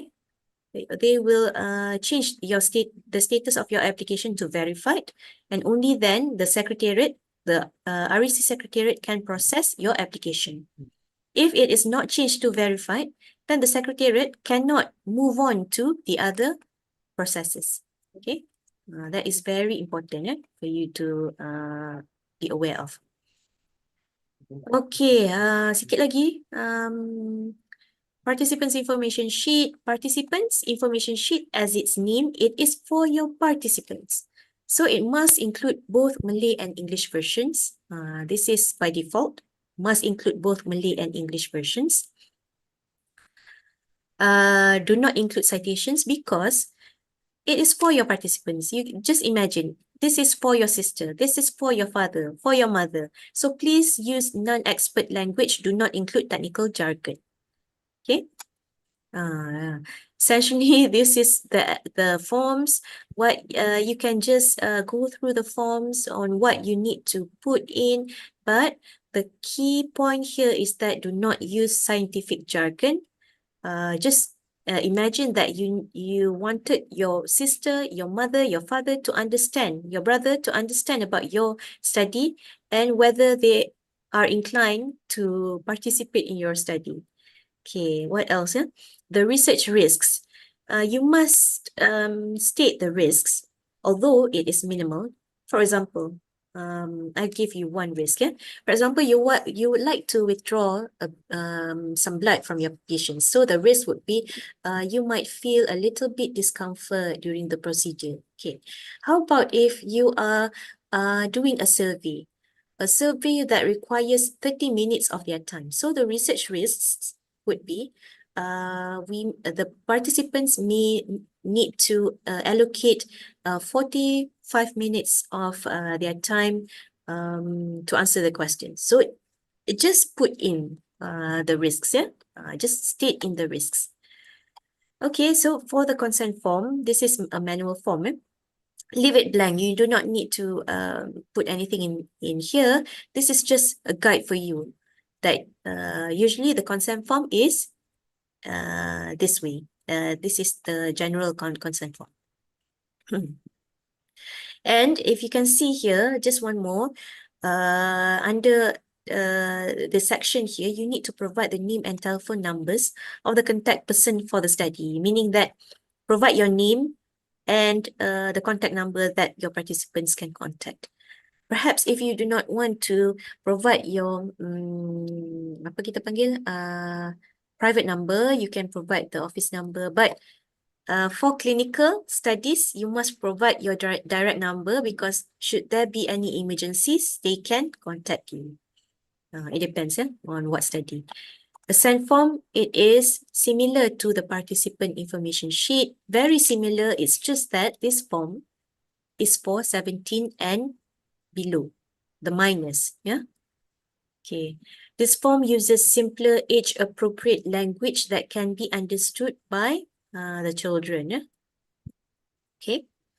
It's just the same. What is the project about? So you need to put a brief introduction. Why do I need to be in this project? So you need to put the objective of this project. What should I do? So this is the methodology. But it's just that it is worded in a simpler language. Okay. Okay. This final few slides. This is the exemption form. Exemption form which can be downloaded manually from our website. If let's say you need to fill up these forms and include your proposal. Don't forget a copy of your research proposal, but you just need to fill up this part and answer this part. Okay. Yeah, this is just some of the justification. whether we need to determine whether your proposal really can be exempted from ethics approval with this justification. Okay, if it is not listed here, you can write down your own justification. Okay, as a summary, remember, please download the guidelines, the manuals, the forms from our website. And then again, undergraduate or master's by coursework, you need to do it manually, submit it to your college, branch or faculty. Please contact them. And then how about postgraduate by research or mixed mode or staff? They need to go through the RED system. Okay. Next, where to submit again, the RED system and ERC for masters by coursework. Contact your respective faculties or branches. Okay. If after you have submitted, there is 4 categories of decision. Whether it is fully approved with, you will receive a letter with an ethics approval code, or it is conditional approval, which is minor amendments. Remember, conditional approval is not full approval. Do not collect your data just yet. Okay, conditional approval, you need to do the amendments and then submit it back. And then, inshallah, you will receive your full approval with the code. Okay. I think you can read through this. I don't have much time to explain about this, but this is generally how we classify your proposal or your research under whether expedited review, full board review, or exemption. Okay, I think that is all. If you have any questions, okay, you can contact the RC Secretariat. Associate Professor Dr. Khasna Abdul Malik is the coordinator of research ethics, also the secretary of RAC. And our RAC Secretariat, Cik Shazana, Puan Aini, Puan Ainul, they can assist you should you have any questions. You can also contact them. There are several other phone numbers. You can refer to our website. Yeah? Okay, thank you very much. I'm so sorry. I have exceeded the time. So back to you. Nurul.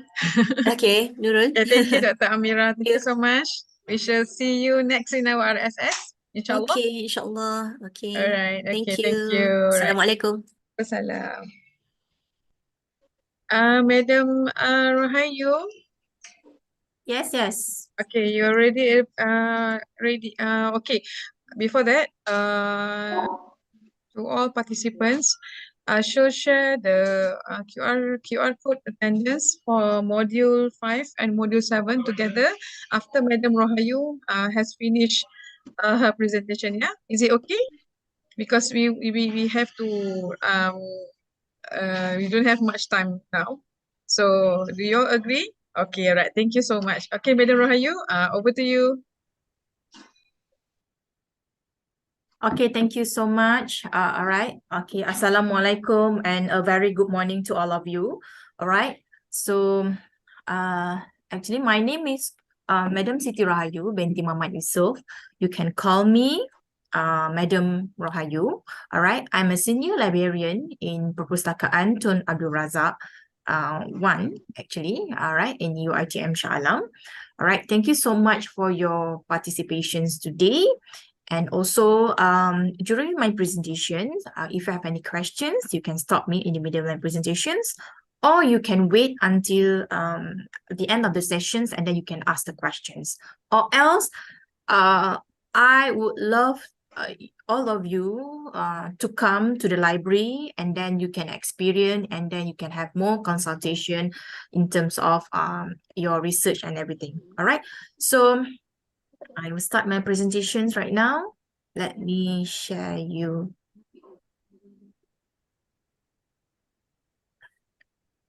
My screen right now. Wait. I hope everybody can see my screen right now. Yes or no? Yes. All right. Thank you so much.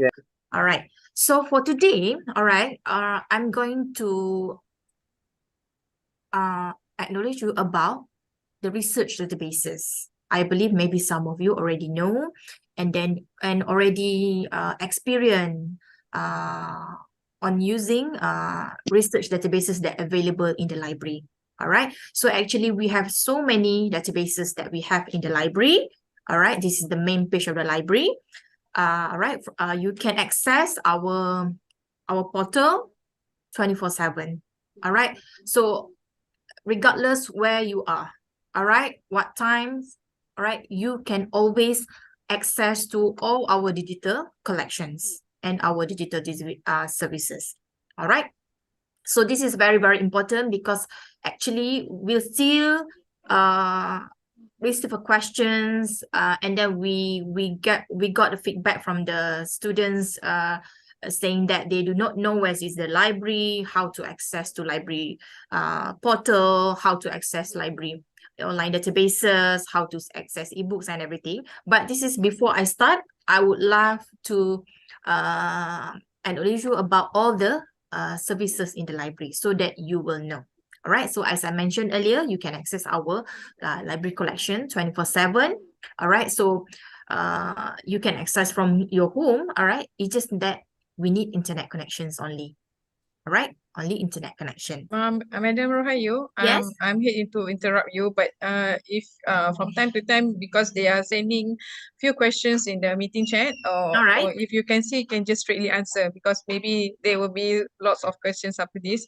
All right, okay. Okay, all right. Okay, thank you for that. All right, so I will open my chat. All right, so continue. All right, so in way to access to any online databases that available in the library, all right, because this is very, very important, especially for those who are seek for the information. You want to seek for articles that related to your research topic. All right, so this is very, very important. All right, so you need to know what is the things that available in the library that is provided to you lah. All right, so first of all, the way to access to our online databases very, very easy. Go to library.uitm.edu.my. All right, so go straight to MyKM. All right, so you go to MyKM. All right, and then you can access all the digital collections that we have in the library. All right, before that, I would like to share with you some things that very, very important, especially for those who are doing research. All right, so this is I mean, like I think it's a very crucial menu that will help you a lot in terms of understanding during your writing and you want to publish. All right, so during the process of writing and also publishing, you need to know, because I receive so many questions and also there's a lot of students that come to the library asking for the informations of publishing and everything. All right, so this is the menu that we provided to all the students, especially for the postgrad students and also for the researcher in UiTM to understand more about where to publish and everything. So we do have here scholarly and legitimate journals, publications that consist of list of journals that you might want to try to publish. All right, so this is the list of Malaysian Journal Index in my site. This one is the latest listing for Malaysian journals that index in my site. All right, so if you want to publish, you can refer to this. And also list of Malaysian Journal Index by Scopus. All right, that one you can explore more after this. All right, so and also a few information, some informations about predatory journal, how to avoid. All right, so actually we frequently get the question from the researcher and also the postgraduate student in terms of Puan Rahayu, can you provide us with the list of predatory journals so that we want to look at and then we want to avoid to publish to any journals of predatory journals? But actually nobody can do that actually. All right, so I cannot provide you with the list. All right, actually we do have so many platforms out there, even hundreds, thousands of platforms that they are saying that please avoid this kind of these journals, this journal and that journal. All right, so but the thing is there is no concrete evidence that saying that they are predatory journal. But in library, as a librarian, we want to educate you, and then we want to make sure that you will notice a few criteria, characteristic that related to predatory journals. All right, so I believe that during your master and PhD in UiTM, you are going to receive so many emails from the publisher. So, and then they are going to offer you the best offer that they can give you in terms of publications. So please be aware, and then you can read through all the informations here, and then you need to check. All right, so that's the things that we do in the library. We try to educate you to find more legitimate and scholarly journal. All right, so but the thing is, we cannot provide you the list, because list is like a dynamic list. All right, sometimes today it could be that journal is predatory, but not tomorrow. All right, so please be careful. But if you want further information or any consultation in terms of where to publish, you can always come to the library, and then you can have the consultations with the librarians. All right, so moving on to my KM is where, yes, before beginning data collection. yes, If you you have want any to- questions? Any questions? You want to ask me questions? No, all right, okay, never mind. All right, so, all right, this is how you want to access to our online databases. For the first time that you want to access, definitely this is the interface, the screen that you will get. Don't worry, don't panic and everything. So sometimes students always, where to sign in, what to sign in, which password, which user ID. All right, don't worry, yeah, right? Because this is a single sign on that very easy for the students or for the researcher to access to our online databases. All right, you just need to know your email and also your password. Only you know the email and password. Email means your UiTM Gmail UiTM. All right, so you cannot use other email address or any other platform. All right, only for the Gmail UiTM, your Gmail UiTM for the students. All right, so for the student, you can use this one. All right, sign in with iStudent Portal. All right, so for the staff, you can use this one, sign in with Google's. Once you sign in, all right, so this will appear to your screen. All right, so we do have mobile version. All right, so I will encourage all of you to download our mobile pita.uitm.my to your phone. All right, this is one of the important apps that will help you a lot in terms of getting the informations. All right, please, after this session, all right, or by today, you can download it to your phone and then add to your screen to your phone. All right, read the instruction there and then you will get them. All right, so because of mobile pita at UiTM is a mobile version, so anything that you search is in mobile version, so it's very convenient. All right, so sometimes you search in Safari, you use Google Chrome in your phone, sometimes it's not that very user friendly, right? But using mobile pita or apps, because it's a mobile versions, it's much more convenient. All right, so you should try after this. Don't wait until tomorrow, please. Download our mobile pita. All right. Sorry, madam. Yes. I dah try search sekarang tau. Right, okay. Tapi tak adalah. Dia untuk Android sahaja ataupun untuk both? Yes. Untuk semua sekali. iPhone boleh, Android boleh.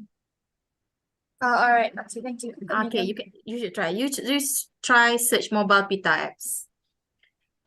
We cater for the iPhones and also for the Android user. All right. So else you can try to use your laptops, also your iPads or any devices that you have that available to you. All right. So this is the main important screens that you will get when you access to My Knowledge Management. The short form is MyKM. All right. So actually there's a few sections or menus that are available in this screen, but the most important ones is information resources that I will tell you about today. All right. So we are focusing on the online databases. All right. You can go by category. All right. So as you can see here, all right, if you are not very sure which databases that are related to you, you can go by category so that you will get which databases that are related to you. All right. So, but today, when it comes to research databases, all right, I'm going to focus the two databases that are very, very important here. All right. So I cannot go through each and every single databases that we have in the library. All right. Because maybe it took some time. All right. But after this, all right, after the session, you can try to use other databases that are related to your research topics and everything. Sometimes maybe you are in different faculty. All right. Sometimes you are in medical, but you are doing something that related to music, for example. All right. So you can always use the databases that are related to music. All right. So you can try to search the information there. All right. I'm not saying that music, a faculty of music cannot access to medical punya database. All right. So it's up to you. It's open, and then you can access all the databases. All right. So it's just that you need to log in. All right. That's why you need to log in. All right. This is the common questions that I receive from the students. Can I share these databases with my friends back in UK, back in China, back in Australia? Can I share with my friends that she is study in USM, for example? You cannot do that. All right. So different library, different university, they have their own databases. This one is subscription. So actually we bought it for you. So this is only for UiTM's user. So please don't share your password, your ID with other people. All right. Please make sure that. All right. So moving on. All right. Go back to the research databases that I mentioned just now. All right. We have Scopus, and also we have Web of Science.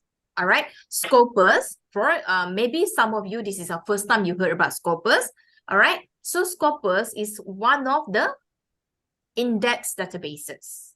All right. It is not a full text databases. As you can see here. All right. So Lexis, Emerald, IEEE. All right. Okay. What else? Clinical Keys, CLJ. All right. All of them are full text databases. That's the difference. All right. You search for that particular keywords. All right. And then you get the articles that you want. All right. All right. Comparing to these two databases is going to be a bit different. All right. Because only selected article will be available in Scopus and Web of Science. All right. Which one to use? All right. These are also the common questions that I receive from the students.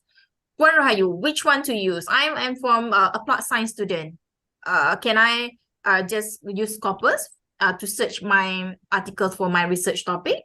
Or I can use Web of Science. You can use both actually. All right. But, all right, Scopus is focusing on general subject. Compared to Web of Science is more to sciences. All right. It depends. But I cannot say that the online databases are referring to the faculty. I cannot say that because it depends on your research topic. All right. Sometimes your research topic require and other information from different category, different subjects and everything. So I encourage to enrich your chapter 2 to make sure that you can answer all the you can do your gaps and everything. Please make sure that you have enough information or enough article to support your research topic. All right. To do your research pattern and everything. All right. First, all right, Scopus. All right, how to access? All right, so just click view here. Scopus, as I mentioned earlier, it is index database. All right.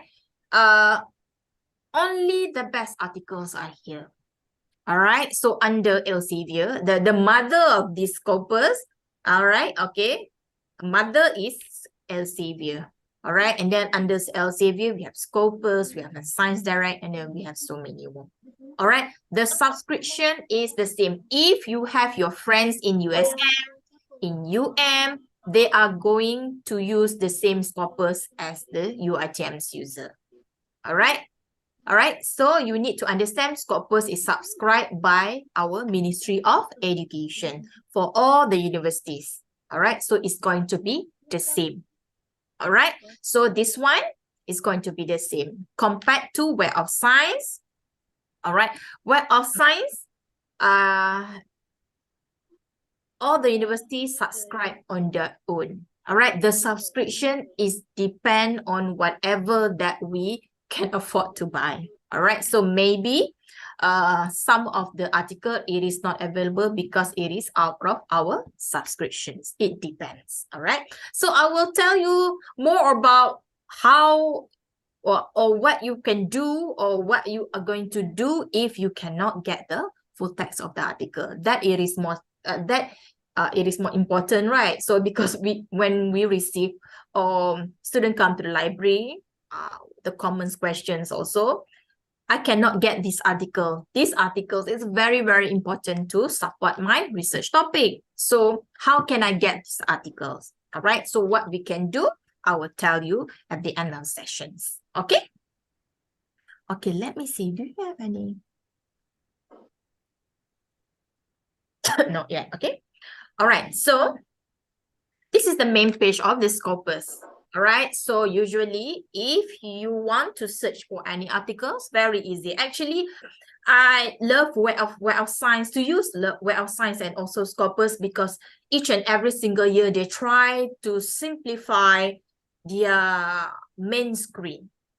All right, this is the main screen. So there's nothing much that you can see here, right? That's the best thing about the main page. All right, so we want to make sure that you don't have any like too many information, too many instructions, so that it will make you a bit confused on how to search, where to click, which buttons and everything. So it's very, very important to have a very clean and simplified version of the main screen. All right, so you don't have to like you don't expect that this screen are going to be like forever like this. So it's going to change from time to time. Right? So okay, what we can do here, what we can get it from here is, this is the most important things. This 1, 2, 3, 4 documents, author, research discovery. This one is new, and organizations. All right. So compared to other databases, for example, Science Direct, Emerald, ProQuest, and everything. All right. So they have already categorized the menu schedule so that it's easy for you to search for the information. All right. Documents, very straightforward. You just type any keywords that you want, and then you can click search, and then you can get the documents. All right. Very, very straightforward. As you can see here, you scroll down a bit, search within. You can go by all field, you can go by article title, authors, and everything here. Right? This one is one of the options. So either you go by this menu or you can search within. All right? Very, very easy, very straightforward. Maybe you are not that sure. What is Coden? What are you? All right. What is IPSis? All right. What is language? Sometimes it is not that very important for you to choose the language, but maybe for some research required language. All right, that's why it's very, very important. All right, so maybe some of the search within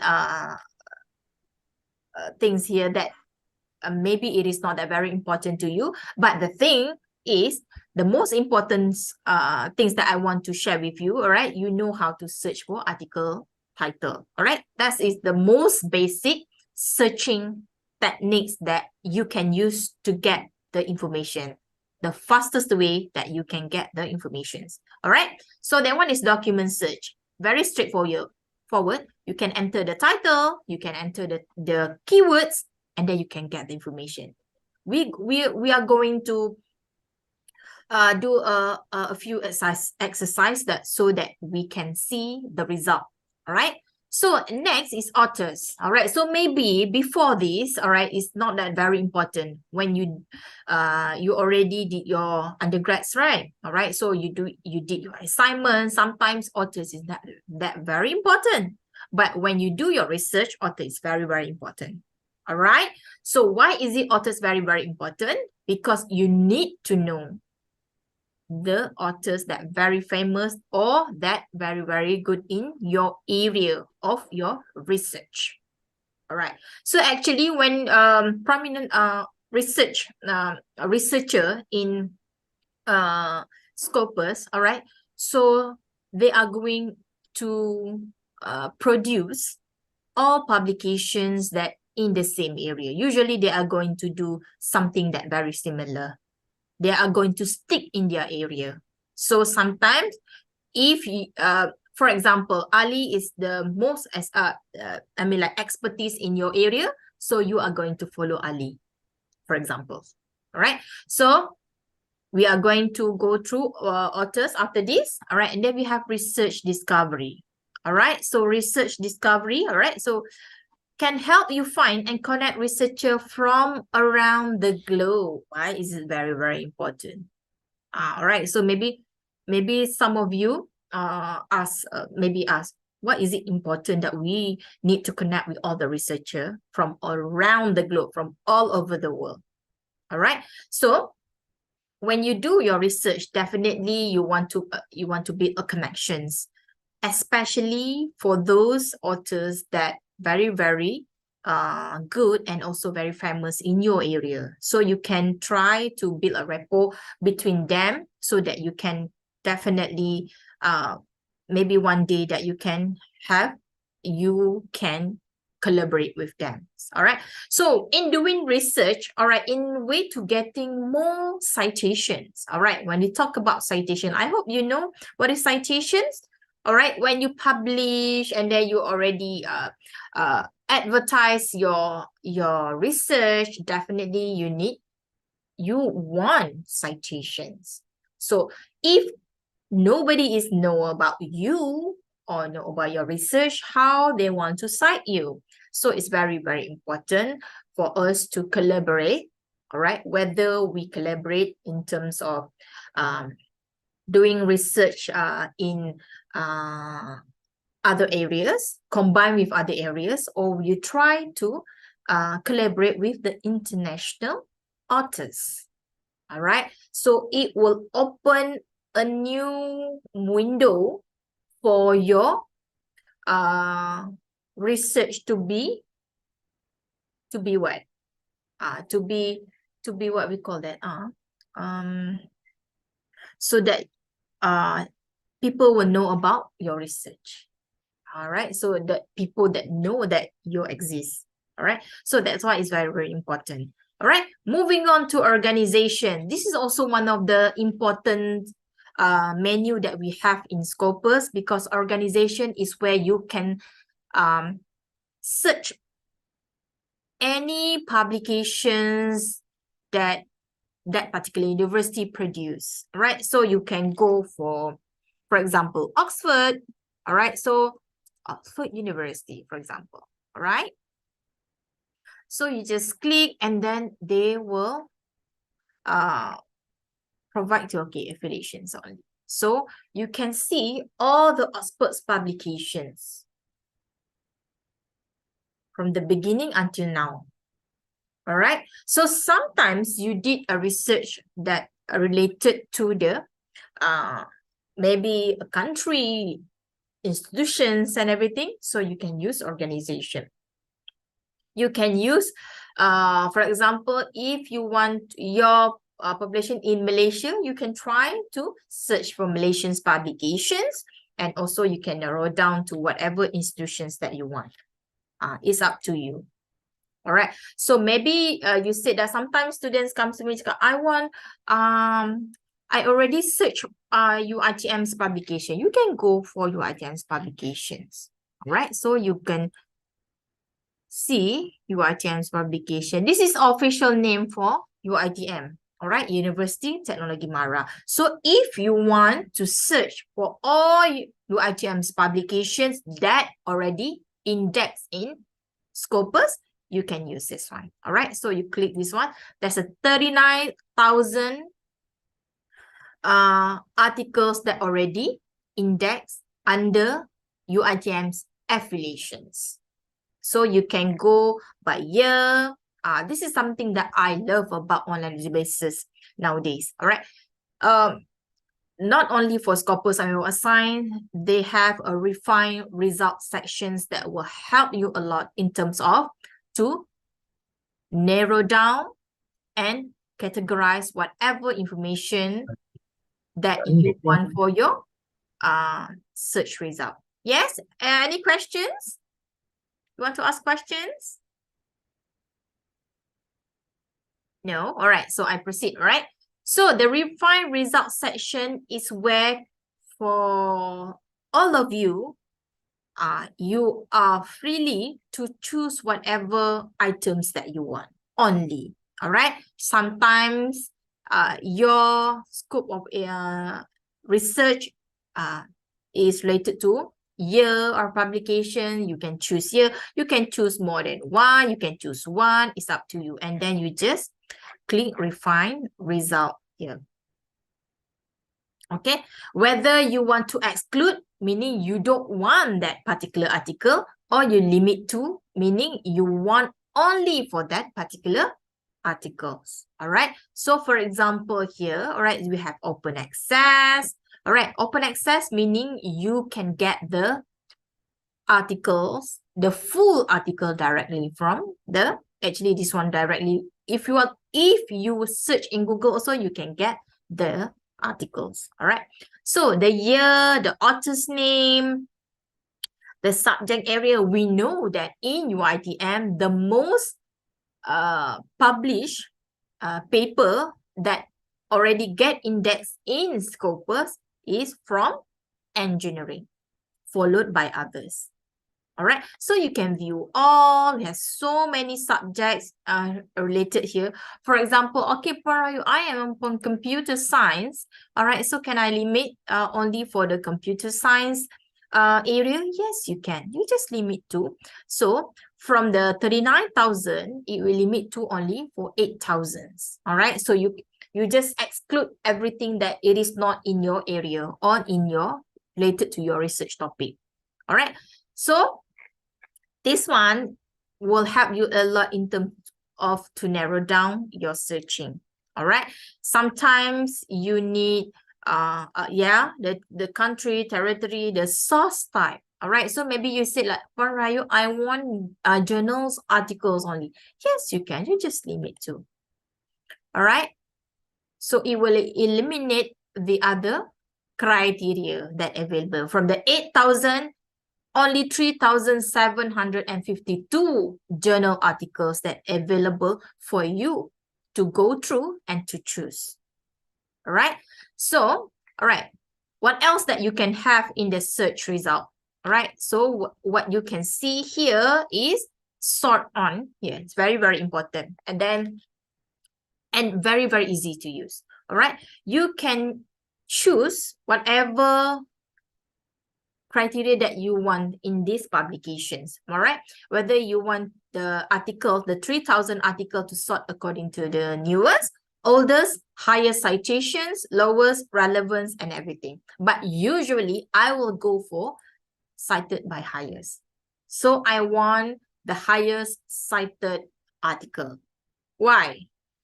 Why you want to cite the highest cited article? Why is it important for you to cite and then to refer to the highest cited article? Very, very easy. Who can answer that? All right. So which one that you want to choose? Whether you want to choose the lowest cited or you want to go for the highest cited? Very easy. Of course, I want to go to highest cited because it will open more possibilities for me to get more articles that used by that particular article. I get more references that I can refer. All right, so why? Okay, so for example, I want these articles. I just click this one, all right? So I just want to look, all right, what it is it the article about, all right? I want to read the abstracts, all right? And also you can get the author keywords. This is something that I love about index databases, Scopus and Web of Science, because you can get more keywords that you can think of. All right. Usually, all right, this is the real situations that I experience, experience with the students that come to library. All right. So usually they come to, I already search Puan Rahayu. I try to search by using my keywords, but it is not enough. I cannot get the information that I want, and only get 2 articles. I need more. How can I do it? All right. So sometimes you don't have enough keywords that you can use to search. All right. Sometimes you just stick to 1 to 2 keywords only. All right. You cannot do that. All right. Change your game. Please make sure this one is you can discuss with your supervisor. All right. Discuss with your supervisor to highlight or to go through or to list out any potential keywords that you can use. All right. Actually, by using Scopus also you can have you can get the other keywords also that were used in this publication. All right, then you can say, oh, actually I can use interaction experience, and also I can use learning experience. All right, maybe you only use learning outcomes. All right, so and then you just get whatever articles that you get lah. All right, so when you use other keywords, all right, so it will open to any possible articles that related. All right, so it's very, very important to first list out all the potential keywords that are available, or you can discuss with your supervisor. All right, or else you can refer to online databases. No problems. All right, and then we have index keywords. Okay, the metrics, maybe metrics and civil topics is not that very important for you. It's okay. All right, so you can see, all right, the performance here. This is the metrics, the performance, like the higher the better. All right, the higher is the better. All right, but maybe you only can refer to the citation. Usually I always ask my master or PhD student, okay, look for the higher citation. All right, so from here you can get the informations about the publication, all right, and then the topic, who is responsible for this article. All right, you can see from here, you can click each and every single author in Scopus, and then you can get to know Eileen. Okay, who is Eileen? All right, so you can view the profile. Maybe you can read more about Eileen's publications, and then and it will open for more for the readings. All right, so maybe Eileen get 14 more documents that you can read. All right, so that is the thing about Scopus. All right, so go back to, all right, so from here, all right, so you can directly view the abstracts, or you can try to look for the full article. All right, this is very, very important because sometimes you are not that very patient enough. All right, so sometimes I just want the article Puan Rahayu. All right, I just want the article. That is the most important things that I want. All right, so you can click view a publisher. As I mentioned earlier, this is very, very important. All right, so it's very, very important. You need to know that Scopus is index databases. All right, it is, you cannot get the full text directly from Scopus, but it will directly show you where to get the articles. All right, this is, for example, when I click this article, it will direct to Science Direct. All right, so you can view the PDF. All right, you can view the PDF. If you have the PDFs, then you can get the PDF. All right. Why is it is asking me whether I'm human or not? All right. So let me do another time. Oh, that one is view, right? All right. Download full issues. All right. So you can download the full issue. Okay, I can get the full issues. I get more than what I want. That is good. All right. So you can see here, all right, also the research outline, all right, the appendix and everything is very, very useful for your research. All right. You can view the PDF. All right. You can download it. You can print it. It's up to you. All right. But sometimes you click that particular article and then it will not give you, or it will not directly you to the full text article because of the subscriptions. We don't subscribe that particular article, but it's okay. All right. If you really need that particular article, we can try to use Intralabellearn. All right. But as I mentioned earlier, all right, Scopus is subscription is under our Ministry of Education. Whether I try to search or I try to call USM, UKM, UTM, it's going to be the same. All right. So we are going to try the other options, and then if we cannot get you the article, we can try to suggest you something that's similar, some things that related to that particular article. All right. And one more thing, all right, that I love about Scopus is what? The related document. This is something that will help you a lot in terms of getting more information, getting more articles about your topic. All right, so usually the student, as I mentioned earlier, student come, I have not enough article. How can I do my gaps? I cannot support my chapter 2 and everything. All right, because of this. All right, try to see from one article, it will lead you to like more than 200,000 articles that related, that share references with that particular article. So this is something that, like I've mentioned earlier, open a new door to a new door for you. All right. So you can try this one. You can try do it at home. All right. Because actually, all our databases, you need to try immediately. All right. You don't come and then you learn on how to use databases. For example, how to use Mendeley, how to use web EndNotes, how to use that, how to, and then you don't practice. All right. Sometimes my students, previously, I have experienced that student that come to my classes for the second time. When I ask her, why you join my class again? All right, because I forgot how to search. I forgot how to use it. I don't know where to start.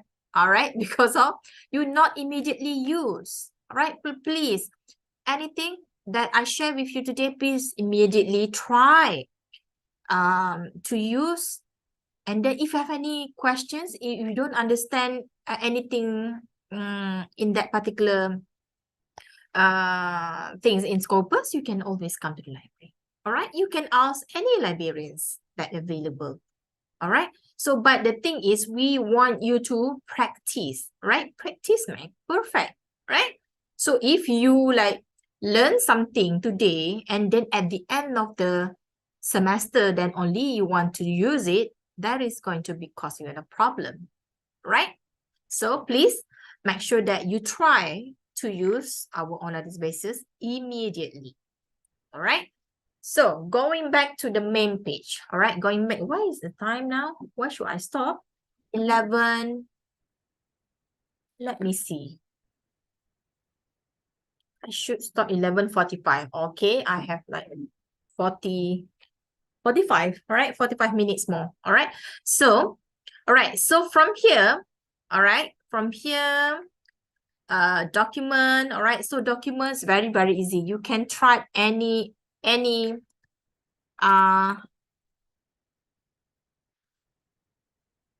keywords that you want. All right. When I talk about keywords, definitely it's going to be divided into two. All right. So I just want to make it simple. All right. Maybe they have more like category for this, more options for this, but I love to make it like whether it's general or specific. All right. So I believe that you already come across with these two types of searching. You already experience on using the general keywords, and also you already experience using the specific keywords. All right, it's up to you. Sometimes it's up to your searching and everything. But the thing is, there's a pro and cons between these two types of searching.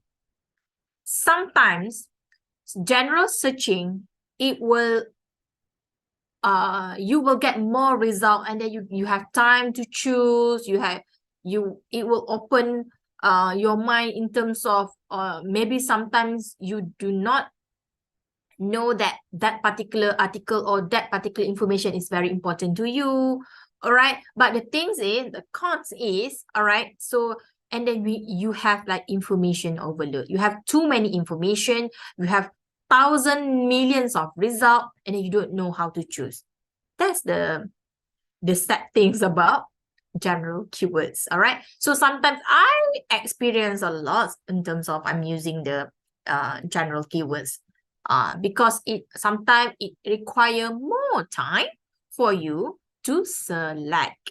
All right, so it's up to you. All right, sometimes you want to understand more about the topic before you try to specific into whatever that you want. All right, sometimes it could be like that, but sometimes it requires for you to just straightly, specifically go to whatever that you want. But neither of this method is wrong. All right, you can use both. Just a different situation, a different area, different things it's going to be. You can use both and everything. You can use both, or you can use either one. All right. So for example, all right, I'm doing something research that related to heart attack. I'm not that very specifically yet. All right. I'm talking about heart attack. All right. So I don't know your topic yet. What are you going to research about heart attack, but something on heart attack. All right. So whenever I try to search, all right, okay, for example, I'm using heart attack here. And why am I using the inverted comma in between my keywords? All right, because you need to instruct the scopers. All right, you can use this method when you do your searching in Google. No problems. You can do this. Actually, when we talk about searching techniques, there are thousands of searching techniques that are available, that being practiced by many people, right, around the world. But the thing is, I love to use the most basics and the most simplest one, so that I can get the article in the most easiest way, and then I can get it whatever that I want. All right, so heart attack. All right, so I just search. Okay, let us search this one keywords. All right, can we say heart attack is a general keyword, or can we say heart attack is a specific keyword?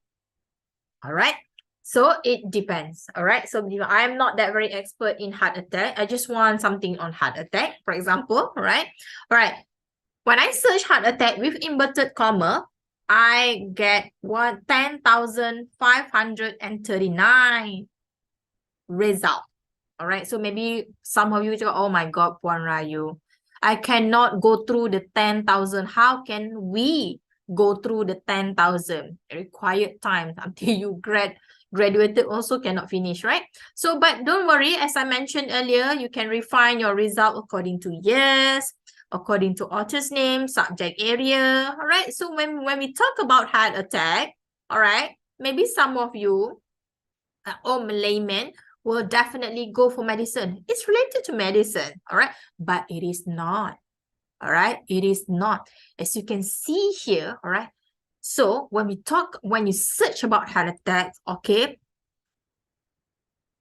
there's a list of subject area that related. All right. Medicine, yes, of course, are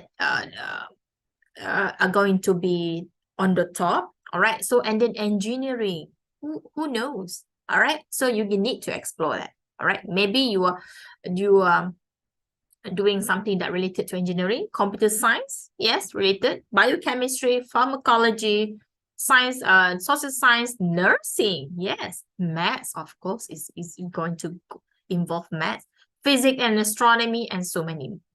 All right. Even art and humanities. All right.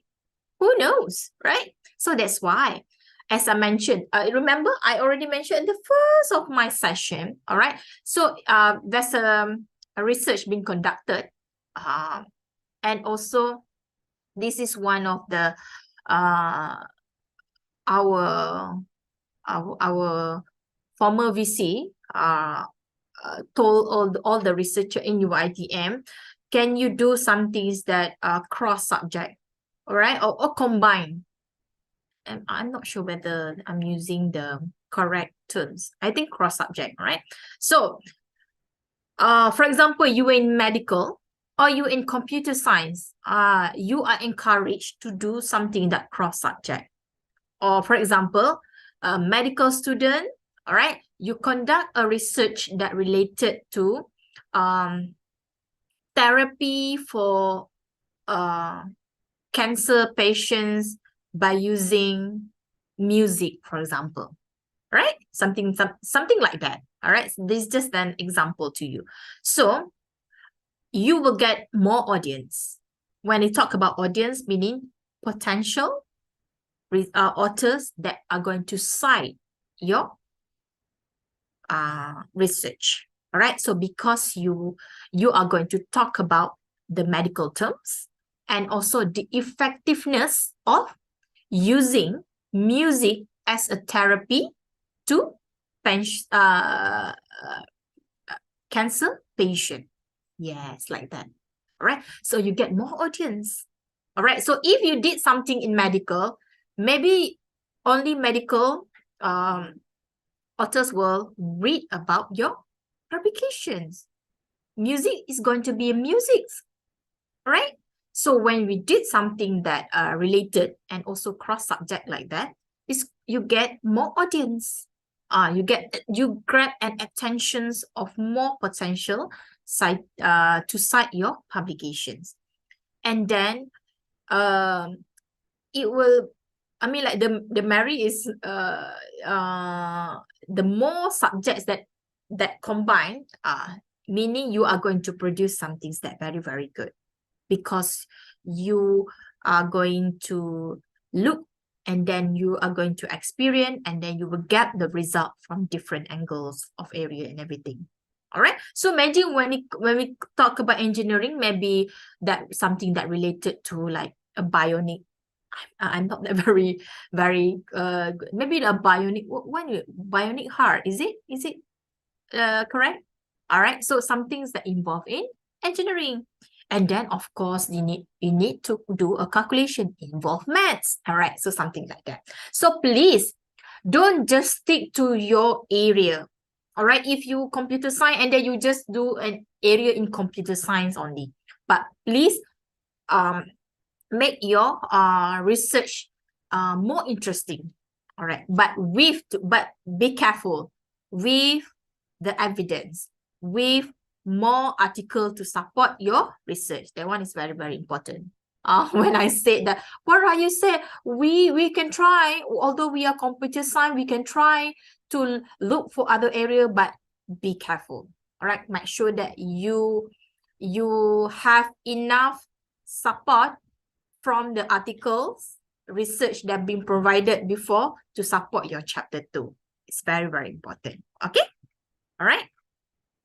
So, and also just this one already mentioned to you. All right. So you can click, you can show abstract, and then this one is open access. When it comes to open access, you can get the full text. All right, you can get full text, and then you can click each and every author. Maybe you already know about Su CC, and then you get new friend, you get Ko, you get Kwan, you get Lin, you get Wu, right? So you can like go through each and every single publication of this author. All right. So you can see the performances of that particular author, go for high index, H index, they have their own H index. The higher is H index, is I mean like is the more I mean like what we call them, the better lah. Right, the better. And then we have source. Source is what? Where is this one published? All right, so it published in scientific report. So you can click this one and then you get to know the journals. All right, so get to know the journals, and then maybe you will try after this, after you finish your writing, you want to submit to a scientific report. It's up to you. So you can go through. This one is the calculations behind the scene that already did by Scopus. You don't have to worry about how to calculate and everything. All right, so the higher site score, the better. All right, but the most important one, this is I always receive from the lecturer and also from the researcher of UiTM. All right, they always come to me to ask about the can I publish in this journal? Can I publish in that journal? All right, so what we can do as a librarian, we are going to help you in terms of identifying the Scopus coverage years. All right, this is the most important things. If you want to publish, all right, please make sure check the journal background first. How to check? All right, for example, this one, you can go to Scopus and then try to search for that particular journal. You can go by ISSN. ISSN is like an ID for each and every single journal. For each journal is going to be a different ISSN or EISSN. All right, for books is ISBN.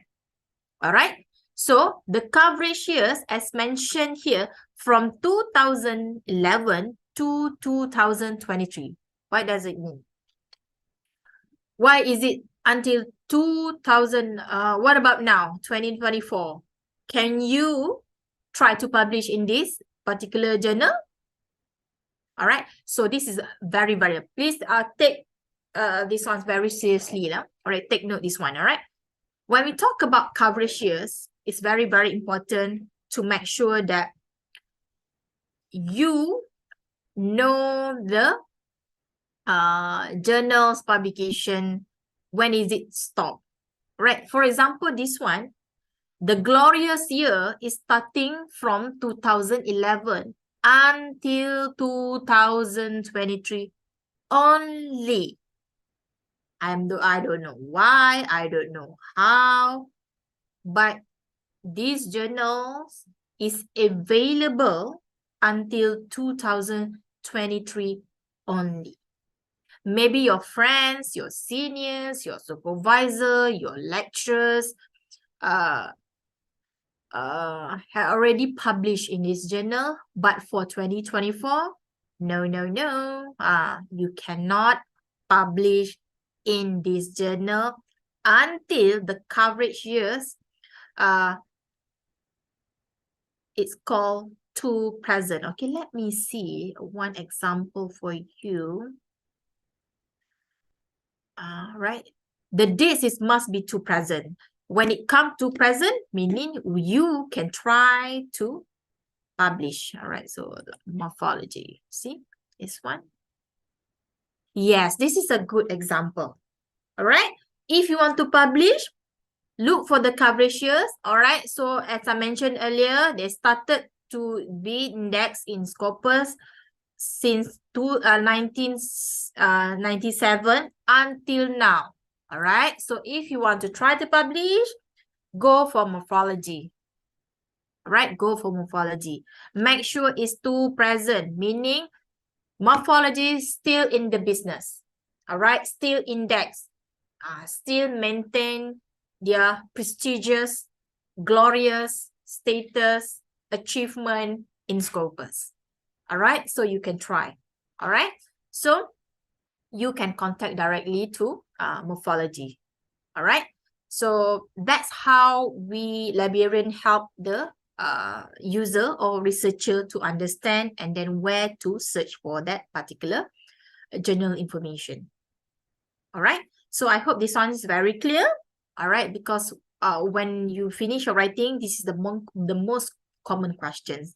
All right. So I received so many application from the postgraduate students in terms of verifying which journals that they can publish. Faculties also they frequently send to library to make sure that librarian check whether they can publish in that particular journal or not. But the librarian cannot say no. I cannot say just now the first journals that already finished in 2023, right? So I cannot say no, but I can provide you the information.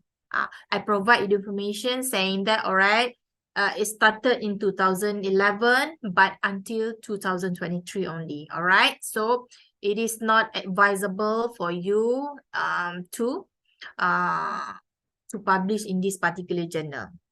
There's no wrong, all right? This one, there is no wrong about this particular journal. You still can publish, no problem. It's just that it is not indexed in Scopus.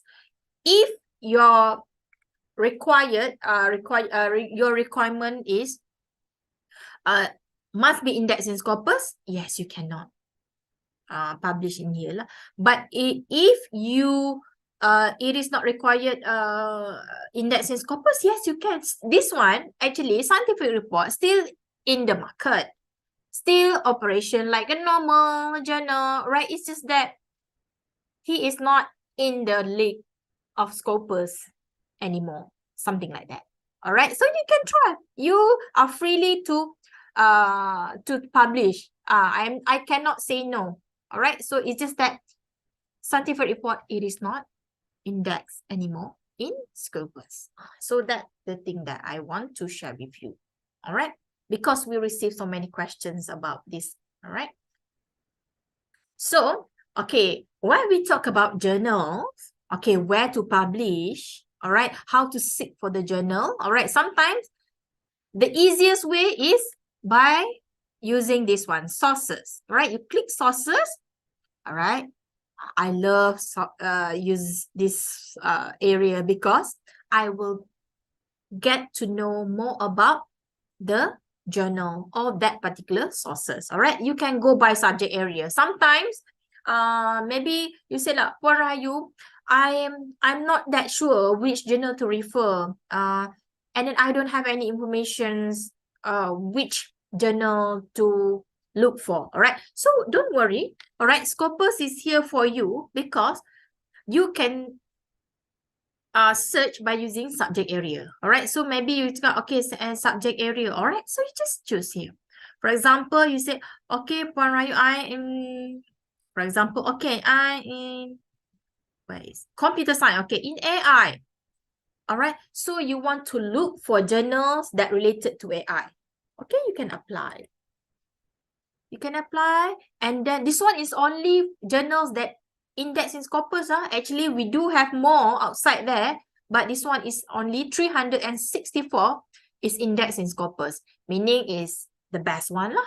All right, so you need to understand that. All right, there's a section for you to narrow down, and also the view matrix years. All right, of course they are going to go for 2022.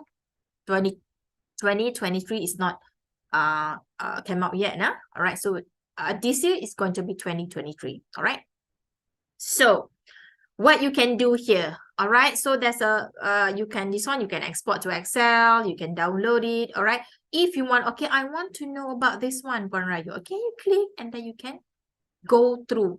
All right, for science robotic, all right, so they started get index in 2016 until now, until 2023. If you want to view all the documents, all right, so you want to view all the documents that published in robotics, this one, all right, science robotics, so you can go through. All right, so you can go through. Okay, So it depends, all right? It depends on your whatever that you want. All right. What else that we can have here? All right. And then you can go by title. If you have the title of that particular journal, you can try. Maybe you already discussed with your supervisor. All right. So you just list out all the potential journals that he or she advised you to go through. So you can have that. But usually, I always encourage researcher or students to go by ISSN. Because as mentioned earlier, ISSN is the ID number for that particular journal. All right. So sometimes when you look for the journal names, right, sometimes it's slightly different. So just go for ISSN.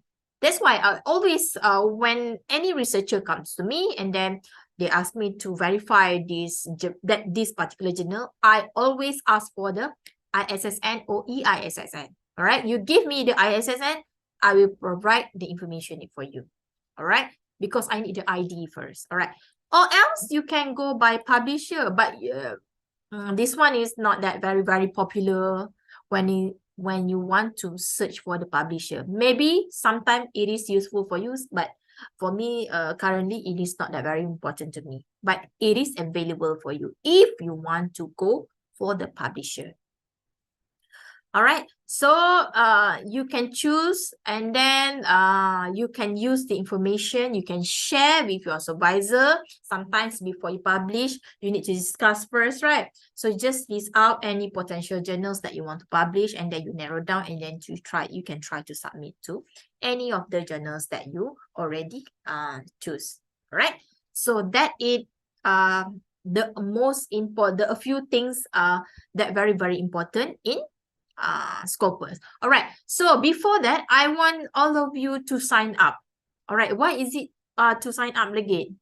Maybe some of you go, why are you said just now, just log in, right? One time only. Why now you want us to like sign up again? It's a very simple registrations that you can do it. All right. You are going to get extra from Scopus when you sign up with them. All right, so you can save lists, you can save search, you can get alerts, you can export references, and then you can request. All right, so there's a few things that available extra for anybody that sign up with them.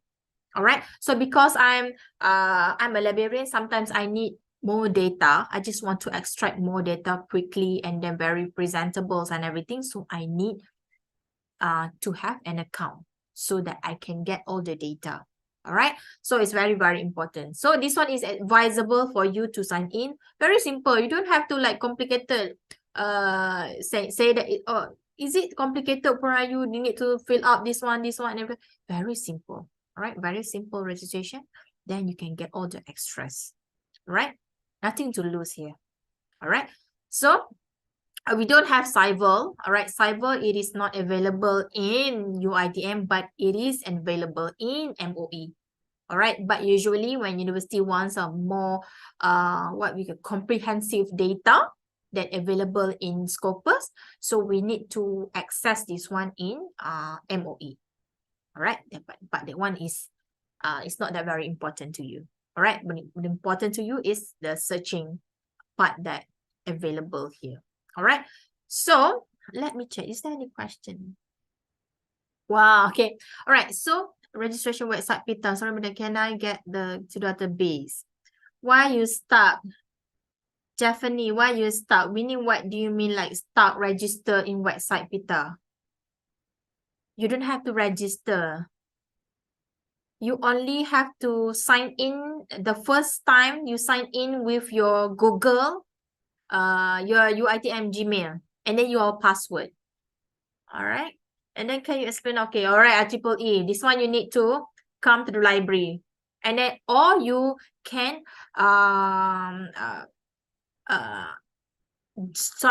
joining our classes, our literacy classes. We are going to explain more about other databases. Actually, basically the searching part is all databases is quite common. It's almost the same. Can I register myself in searching and okay, you can you don't have to register actually.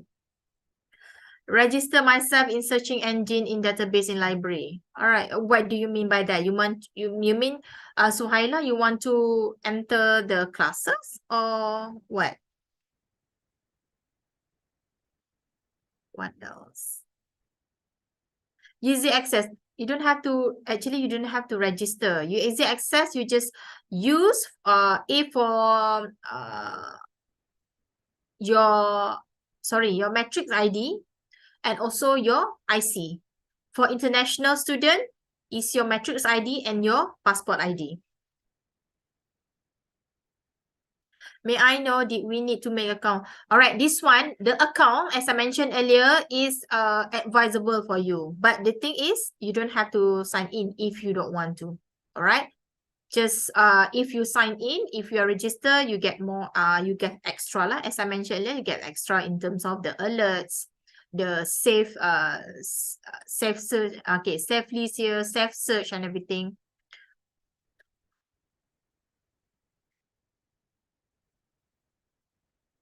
I try to open Web of Science, but they appear okay.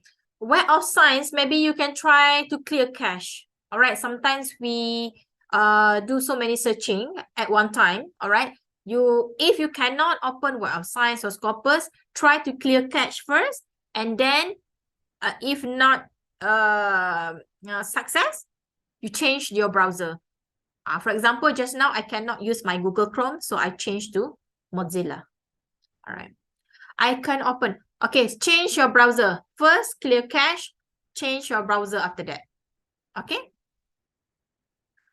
All right. Okay, let me proceed to what is the time? Okay, I have like 15 minutes to explain to you about Web of Science. Don't worry. Why is it Web of Science only take 15 minutes? Don't worry, because it's almost the same. Actually, they're like twins, but different mother. All right, so they're like twins with different mothers. All right, so Web of Science also. All right, so maybe some of you cannot enter this one. All right, you change, clear cache and change your browser. All right. Okay, Web of Science also, I advise all of you to sign in. All right, so when you sign up, actually sign up for the for any alerts, any new information from any new articles that related to your preferences, subjects that you already declare in your registration. This one is optional. If you want more information, you want to save your search, yes, you can. If not, it's not. You just can access a Web of Science like a normal one. All right. So for Web of Science, as I mentioned earlier, same like Scopus, every single year they are going to try to simplify their main screen so that it's not that very sometimes cluttered, right? What's the word? It's cluttered, is it? All right.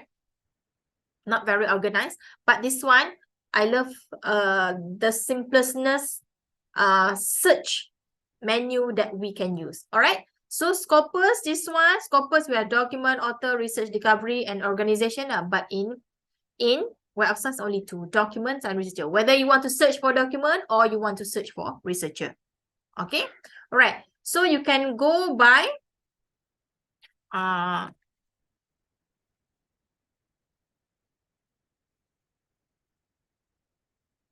you can go by keywords or you can go by article title. It depends to you. I love to use all field. All right, I can do my searching here. All right, when we talk about just now Scopus.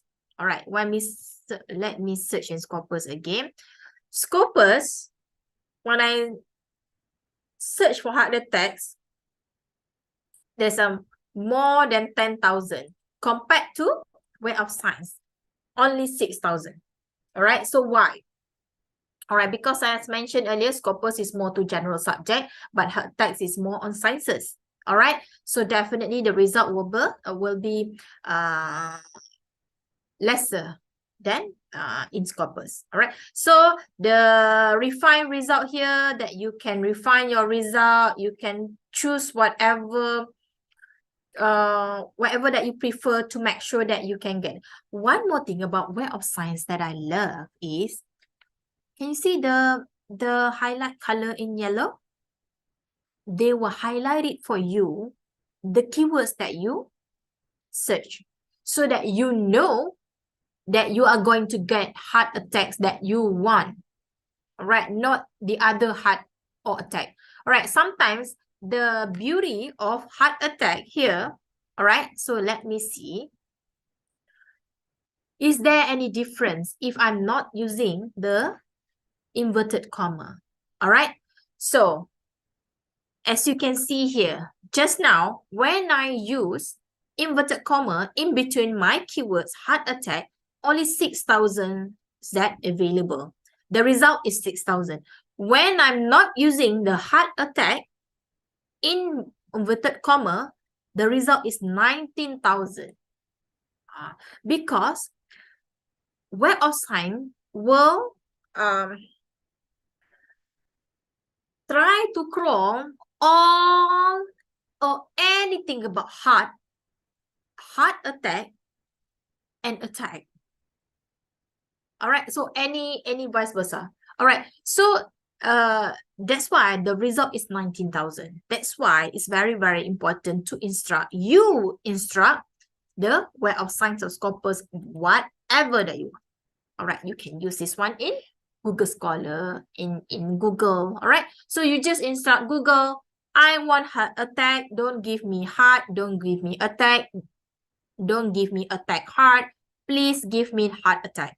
All right, so this is one of the easiest way that you know that you on the right track to getting the informations that you want. All right, so this one, open access. If you search this particular article in Google, you can get the article. All right, this one, you click this one. All right, so let me see, it's not, you click this one. Okay, click this one. All right, so if you click this one, and then you can see there is no full text, meaning you cannot get the full text. All right, only this one, free full text from publisher. Free full text from publisher. Full text for publisher, yes, you can. You can get the full text. All right, so let me see. One example here, full text for publisher. This one, Web of Science will crawl to Springer. All right, so let us see whether we can get the full text or not. This one only you can read. What about the full text? I cannot get the full text. We cannot get. Okay, one more thing. All right, so this is something that I've learned throughout the years in terms of, if I cannot get the full text for me, the full text that when I search that particular article. All right, so you're very frustrated, and then you ask asking for help and everything, and then you discuss with your supervisor, and then you get to, I cannot get the full text, but the thing is, these articles are very, very important. All right, so what you can do is, this is one of the tips for you to get the full text. You just can, what you can do is, just email it to the corresponding author. All right, this is some things that I frequently did when I want that particular author. You just directly email it to the corresponding author. All right, directly email it to, just be nice in your email, saying that I'm blah blah blah, I'm Siti Rahayu, I'm doing a research in topic in blah blah blah blah. I find out that I'm doing something that related to your article blah blah blah. All right, so can you just kind enough to like share with me your full text, so that I can further readings your article, and then I will cite your article in my research. Okay, just be nice. And then usually I never fail to get the full article from corresponding author. All right, this is also one of the tips that been shared by the Clarivate All right. So I try to email it to corresponding author and I get the full text. All right. So it's just that sometimes maybe the corresponding author will ask you a few questions. All right. Who are you? All right. Yeah. Sometimes somebody is asking us for example, for money. All right. So maybe you need to ask, who are you? Why you need the money? How much money that you need? All right. So that sometimes that kind of question, you just ask the question nicely, and then inshallah you will get the articles. That is one of the important tips for the new researcher. All right. So what else that we can get here? All right, so citation, same with Web of Science, you can search by relevance. I like to go for the higher citations so that see, almost 10,000 article, 10,000 citation. All right, so it must be good. These articles must be good. All right, so you can try to get this article and then you can try to and put it in your research. All right, so actually there's a few things that you can export. Okay, one more thing that very, very important. Whether it's Scopus or Web of Science, you can directly export to your any reference management software, whether you are using Mendeley or whether you are using EndNotes.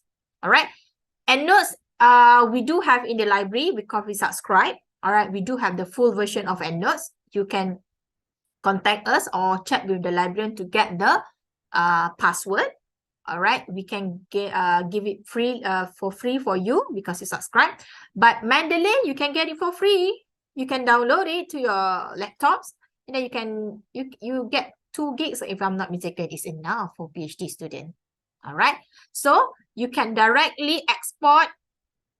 You can drag, drop your articles in Mendeley and EndNotes. All right, any software that you prefer, but please discuss with your supervisor first, because we want to make sure that your supervisor know how to use EndNotes or how to use Mendeley, which one that he prefer. So you need to discuss that. All right. So sometimes in the middle of the writing part, all right, so the student come to the library and then saying that, Parayu, I just want to change to EndNote because my supervisor did not know how to use Mendeley, so he used EndNotes and everything.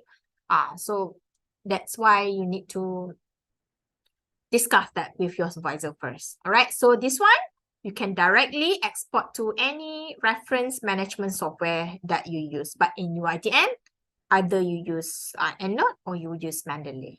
I'm not, as you can see here, we have RefWorks and everything. Even Microsoft Word itself, they have their own reference, right? Reference that you can do your reference. All right, so it's up to you. All right, so this one, all right, so maybe analyze results, citation report, create citation alert, available when you have you already registered lah. All right, so usually I'm using these two, analyze result and citation report, in terms of when I want to do a report. All right, so same goes with Web of Science also. Okay, go back to search. How I want to search for university's publication. All right, you can go by affiliation. All right, so you can go by what else then? You can go by affiliation first. For example, I want Malaya, University Malaya. Maybe sometime, maybe some of you say, Puan Rahayu, I try to search UiTM's publication in Web of Science and Scopus, but the topic for my research is not that I cannot get more than I want. Okay, so that's why can I go for other publication outside UiTM? Yes, you can. Of course you can. All right, so sometimes maybe your topic is not that very strong, the publication is less than you expected, so you can go for other publication. You can go to other countries in this world to get all the information. For example, University of Malaya, all right? And then you can go, right? So you can search, you can read all the publication by University of Malaya. Same goes with, for example, MIT, for example, right? So you just try to search and then open your mind, and then you try to search in other places also. It depends on your research. Okay.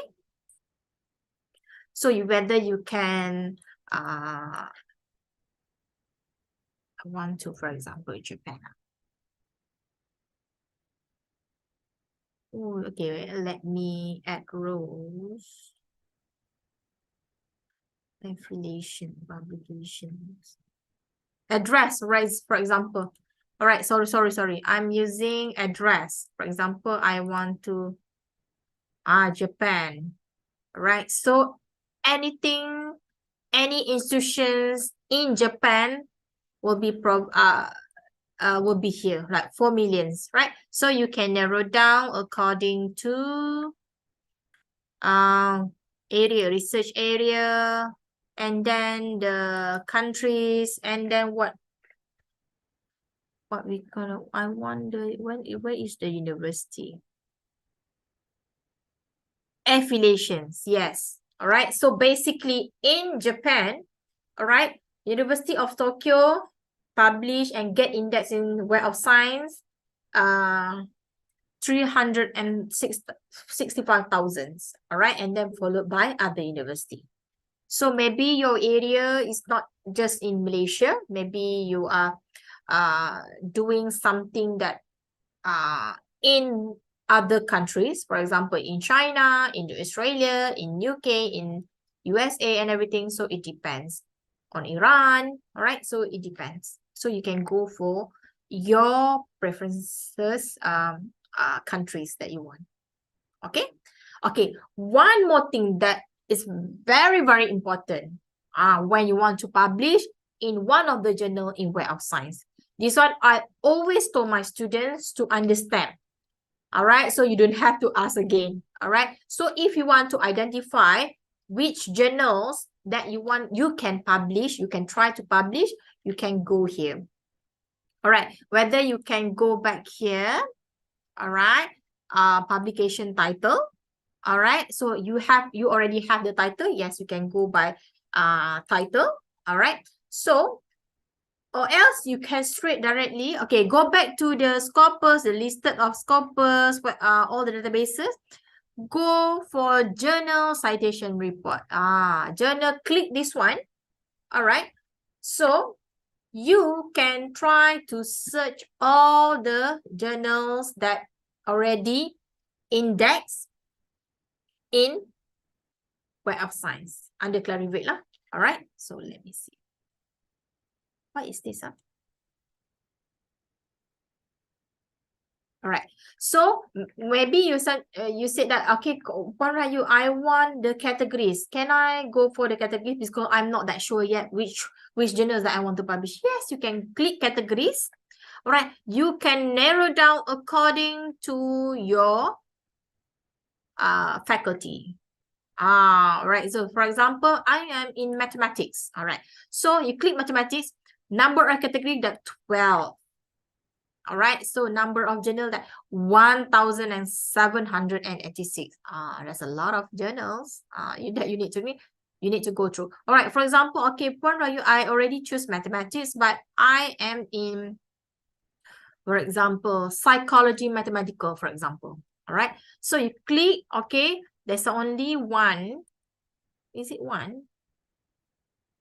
Oh, 13. 13 that are related, the journals that related in psychology and mathematical. All right. So you can see this one is the performance metrics for that particular journal. The higher, the better. All right. So for example, here you click this one. All right. Why don't I try to look for the one journal? Okay. You can see all the information about this particular journal. The performances are, all right, of that particular journal. This one you can discuss with your supervisor You have not that very sure. All right. So, but this one is index in Scopus. So it is advisable for you to try to publish. Okay. All right. So I think okay, before I end my session, all right. So I would like you to, if you want further information, you want consultation, you want to go to our literacy classes to learn more about databases, to learn about Mendeley, EndNotes and everything, you can go to EKKM booking class. This one you can booking classes, all right. And then you can select whatever dates, or for example here we have so many modules here that you can usually modules it take 2 hours, 2 hours. So you can choose whatever modules that you want to enter, all right. And then usually it's more than 20. You make sure that you more than 20. If that, you just contact for consultation. You can go for consultation if you want more private, and also you don't want in the classes. You can book for the consultations lah. All right. So you can choose your preferred dates of for classes and everything. So this one is very, very good for you lah. All right. So I think that's all from me that I want to share with all of you. All right. I hope that these sessions will benefit you a lot in terms of understanding. First, understand where to access. All right. I repeat, where to access. All right. And also, the second one is what we offer for you. All right. So we do have digital collections that you can access 24/7. Anytime, anywhere. If you go back to Iran, you can access our online databases. All right, no problems. And also, the research databases that I already show you a few main function. You can explore more functions later. All right. So I believe that you are smart enough to go through in each and every single sub-menu in Web of Science and Scopus. And also, please make sure that you are going to try to use these online databases like immediately. Don't wait until like next week, next week, next month. All right, you forgot already how to search and everything. And anything, you can come to the nearest library, and then you can see our librarians there. All right. So, any question from the new? Let me see.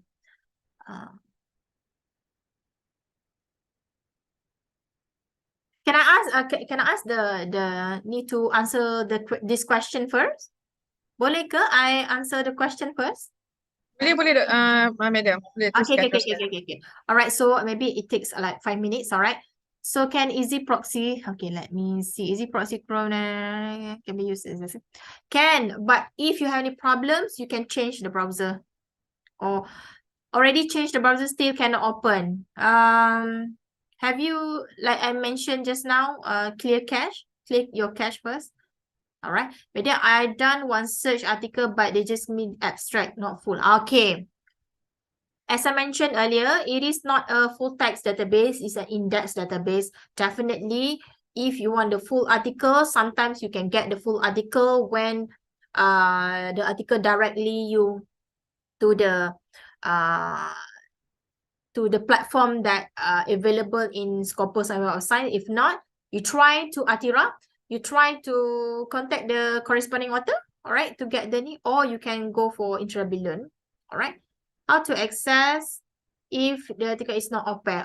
Okay, so same goes with actually the question is same like Atira just now. Madiha, all right, same. You try to search in sorry, it's not try to search in, all right, to try to get it from the corresponding author first. If not, you can go by intrabillion. I will explain more about intrabillion a little bit more, all right. So NVivo, we don't have NVivo or Atlas TI, but we do have instructor that are expert in Atlas TI. If you want to learn about Atlas TI, you can book in our system alamat. There's a Where is the name? Where is the we have actually you just connect to contact. I'm not that sure why is it then not available here right now. PhD clinic. We do have PhD clinic. So you can request the PhD clinic so that you can learn how to use the IPSis. I will provide you the our contact number after this. Yes, the advantages I mentioned just now. All right, so you can get more to your save list, and then any new articles that related to your field of interest. That's the thing, the advantages of sign up for Web of Science.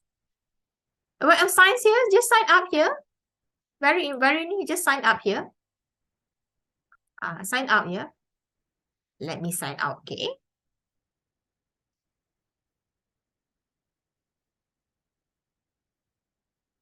Let me sign out. Let me sign out first. Okay.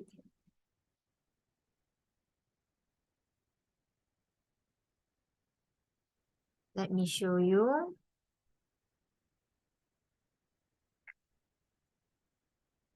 Very simple sign up. All right, you can, the pop-up will be here, okay? Hold on.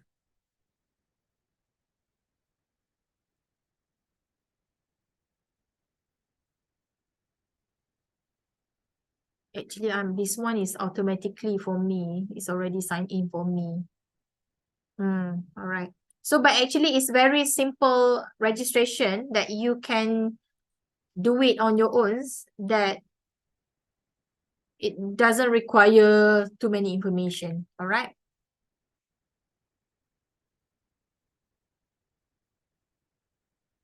Digitization form, let me see.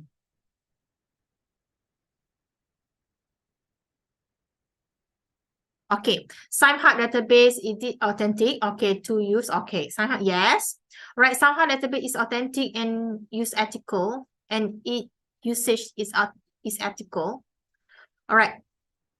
SciHub, I cannot say that, wait,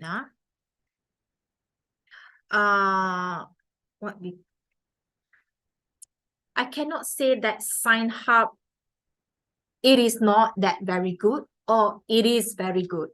All right, so it depends on the name, but you need to be very careful, because everything that available in other platforms, whether it is in Google or anywhere else, but you just need to be careful, and then you need to check the journals is available, they have website, it is the ISSN is authentic. All right, so if you want to check with us, yeah, we can check with us. All right. How to find dominant researcher for certain topic in the UiTM library. Just now, I already mentioned to you. All right. So Scopus and Web of Science, there's a section for you to go for authors, or you can go by this one. All right. You can go by this one. All right. For example, in Scopus, all right. So you just go for any affiliation, and then, for example,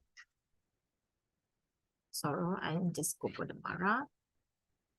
All right, so you just want the dominant, right? You can use also in Web of Science.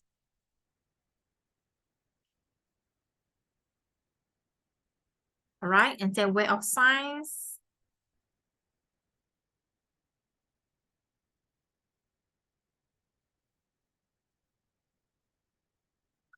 Hey, Mara. Okay, so you can find here the dominant here. All right, researcher profile here. All right, so you know that he is the most published articles that get indexed most in Web of Science and Scopus. Okay, all right. So you can go by affiliation. All right, if you want to get to know more about that particular author in that particular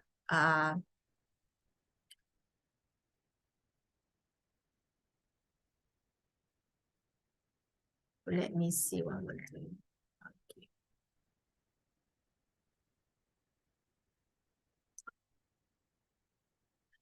Okay, what does gold, silver, and hybrid means? All right, so silver, this one, it is in Web of Science, right? Let me see. Yeah. Let me see. It's Web of Science or in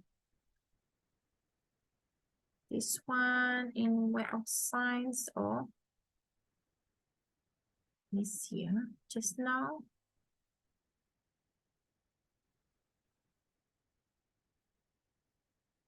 Okay, for the layman to understand, for you to understand, it's just that the level that they categorize for each and every article to make sure that it's like what we call that I don't know how to put in words. I just think about the level only.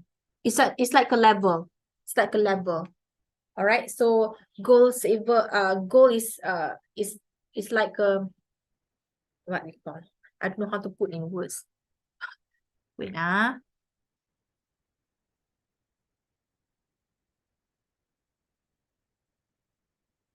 Okay, I try to answer the other questions in before I answer the question. Let me see. What else? How about email on the side of the author? Is there any option? What do you mean by no emails on the author? Okay, actually, each and every single author, each and single article definitely has email, corresponding email. Definitely have. You need to look for. Sometimes it's not at the side of the names of that particular author. Sometimes you look for it be at the below of the information. Let's see. What else? If you want SLR paper, is it limit to field of study like computer science? If we want to write SLR, okay, paper, is it okay to limit field of study like computer science? It depends. This one you need to you need to discuss with your supervisor.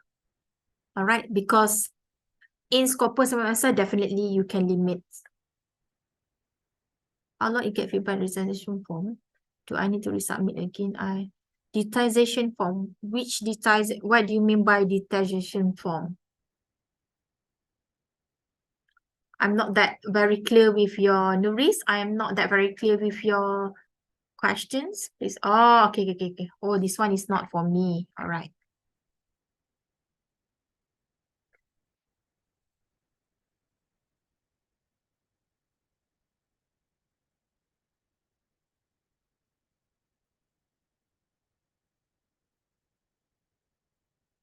Where is the new just now? Is it in Web of Science? Just give me like 2 minutes. I think I finished the question. Okay, same with you. Okay, maybe you can try again. I'm not that sure why is it you cannot access the Web of Science, although you already clear cache and also change your browser. Where is it just now?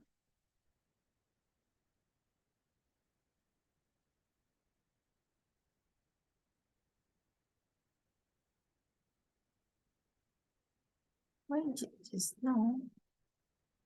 Never mind. Just now who is asking me the questions? Okay. Everyone in the meeting. Okay. This is my email. If you want like further information, maybe I need to check first and then I will come back to you. But let me see. And then this is my contact number. All right. So you can email it to me or contact me and then I will seek for your answer for your question just now. Okay. I I have a question. Can I teach student on how to key in questions into Google Form? I have 4 sections and then okay. We do not teach students on questionnaire actually. All right. All right. But the thing is, maybe if you want to just bring your questionnaire and then you just can try to just use our experience, but it's for in like formal way we don't have that services for you. All right.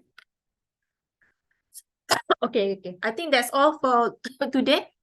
I already go through all the questions. All right. If you have any questions, you can directly email it to me or you can contact me. All right. Thank you so much for today. Thank you again for all the questions and also your participations.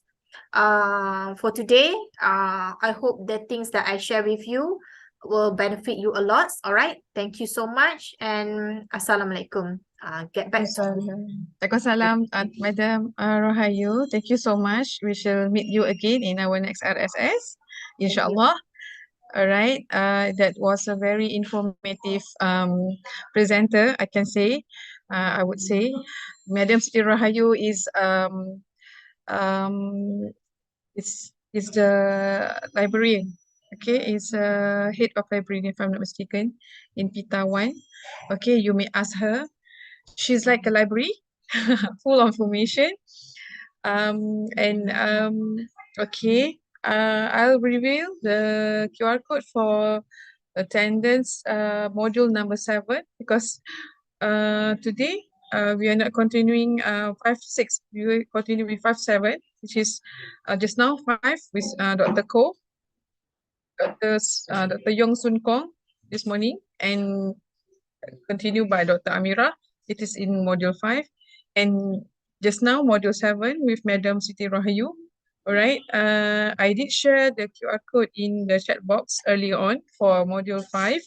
And right now, I will share module 7, QR code for module 7. Okay, just screenshot it.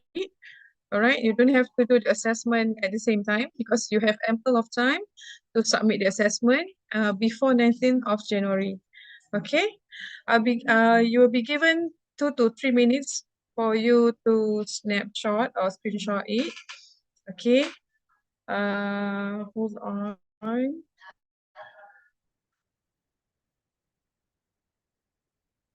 Bon, may I ask something, Bon? Yes, you do. Yes, you may. What? Okay. Yesterday afternoon, I attended 2 modules, but I didn't aware whether the attendance is given or not. The last session, as if the moderators cut off up to 5:30. Yeah, So I want to know whether they... Okay, thousand apologies for that because my lappy went out, run out of, I'm not sure why it's suddenly having some difficult technical glitch. So I'll send, if you want the QR code attendance, I will send again, okay, but not now, okay, because we might confuse for our today's session. I'll be sharing all 8 QR codes in today's evening session. Can I do that? Can I do that? No, I just want to double confirm. So the 2 sessions yesterday, there is no attendance, is it? I think for module 8 we did share the QR code. No, yesterday. After 2. Yesterday module 8. Yesterday was module 8. Are you here yesterday? Because I attended for the 2 module until 5:30. Yeah, but late in the evening we are doing module 8. Okay. Don't get wrong. We are doing.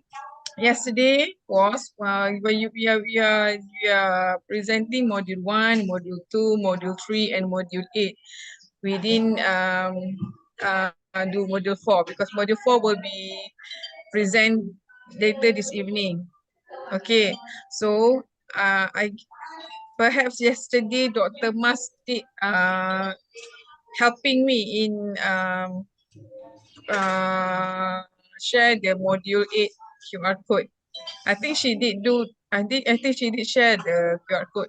So what I'm going to do today is just sharing if you need the QR code for 1 to 8 for yesterday, and today 5 and 7. So now I am going to share only module 5 and 7. Okay, I will show module 7 first before we go for break.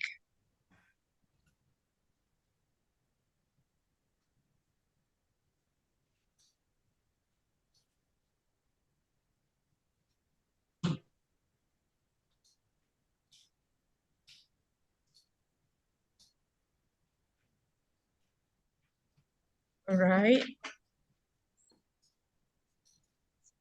I'll start sharing now. Module 7, attendance, QR code attendance.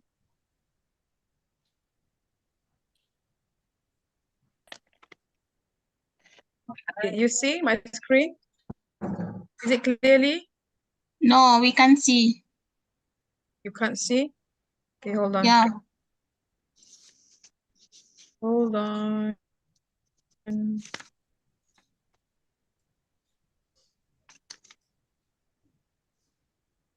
A bit late. It's a bit lagging here. Hold on, yeah.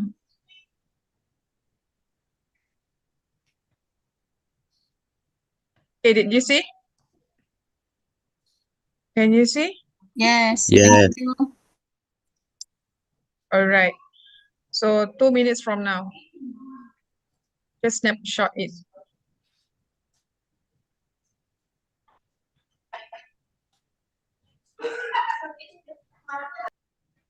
Hello, doctor. I want to ask. I wrote the student ID wrong yesterday. Do I need to send my email to you, or how can I change it? Come again? I can't hear you. Come again? Yes. I wrote the study ID wrong yesterday. How can I change it?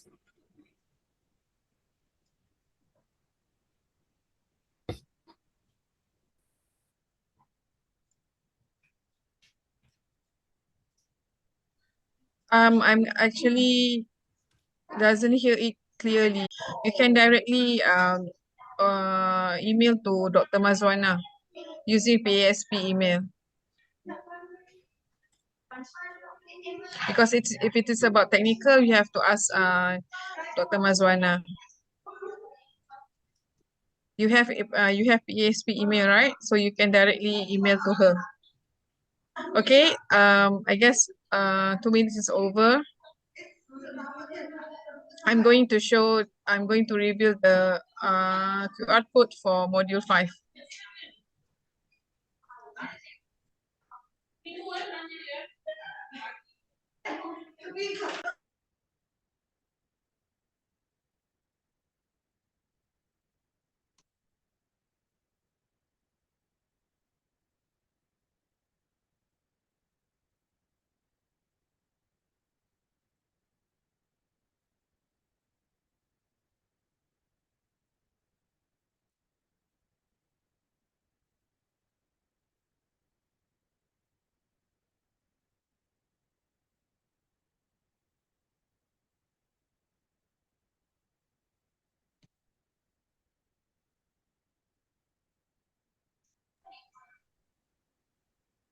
Okay, right now I'll be sharing with you module number 5.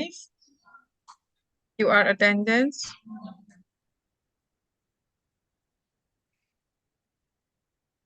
Wait, yeah.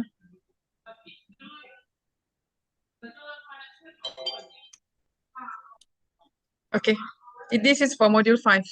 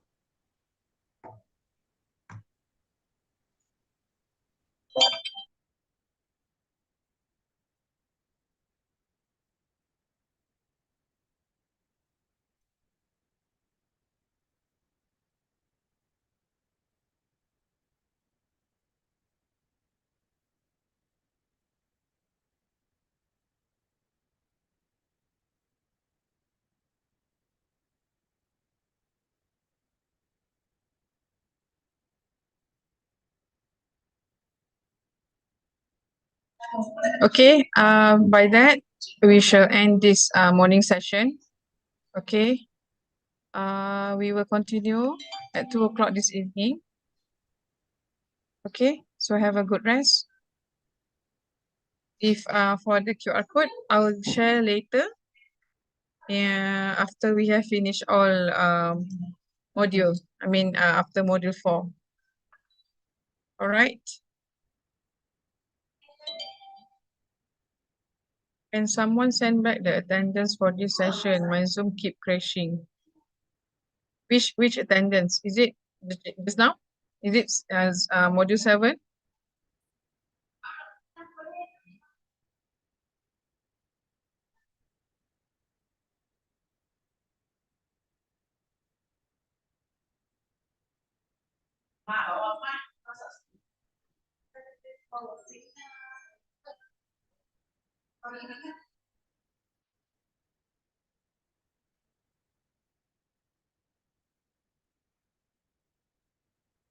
Madam, is it possible to get slides for publication module yesterday as well as statistics module? For all the module, I mean for the materials for the slides, it will be shared by Dr. Mazwana, okay, not by us. Okay, it will be shared by Dr. Mazwana. Okay. In fact, actually today we will share you some materials which is from previous session. I mean from previous seminar. Okay. So after we finish all 8 modules today, I will share you the materials. Okay. After we finish. All right. It's just the same as similar. I can say similar from what we present today and yesterday. Okay. Yeah, later will be module 6 and module 4. We will starting with module 6 first at 2 o'clock. Okay, with research proposal with Dr. Emmeline. Then we will continue by module 4, research methodology by Prof. Zuhaina. Okay, all right, it's already 12:17. Have a break, everyone. Have a good lunch. Okay, all right. Thank you.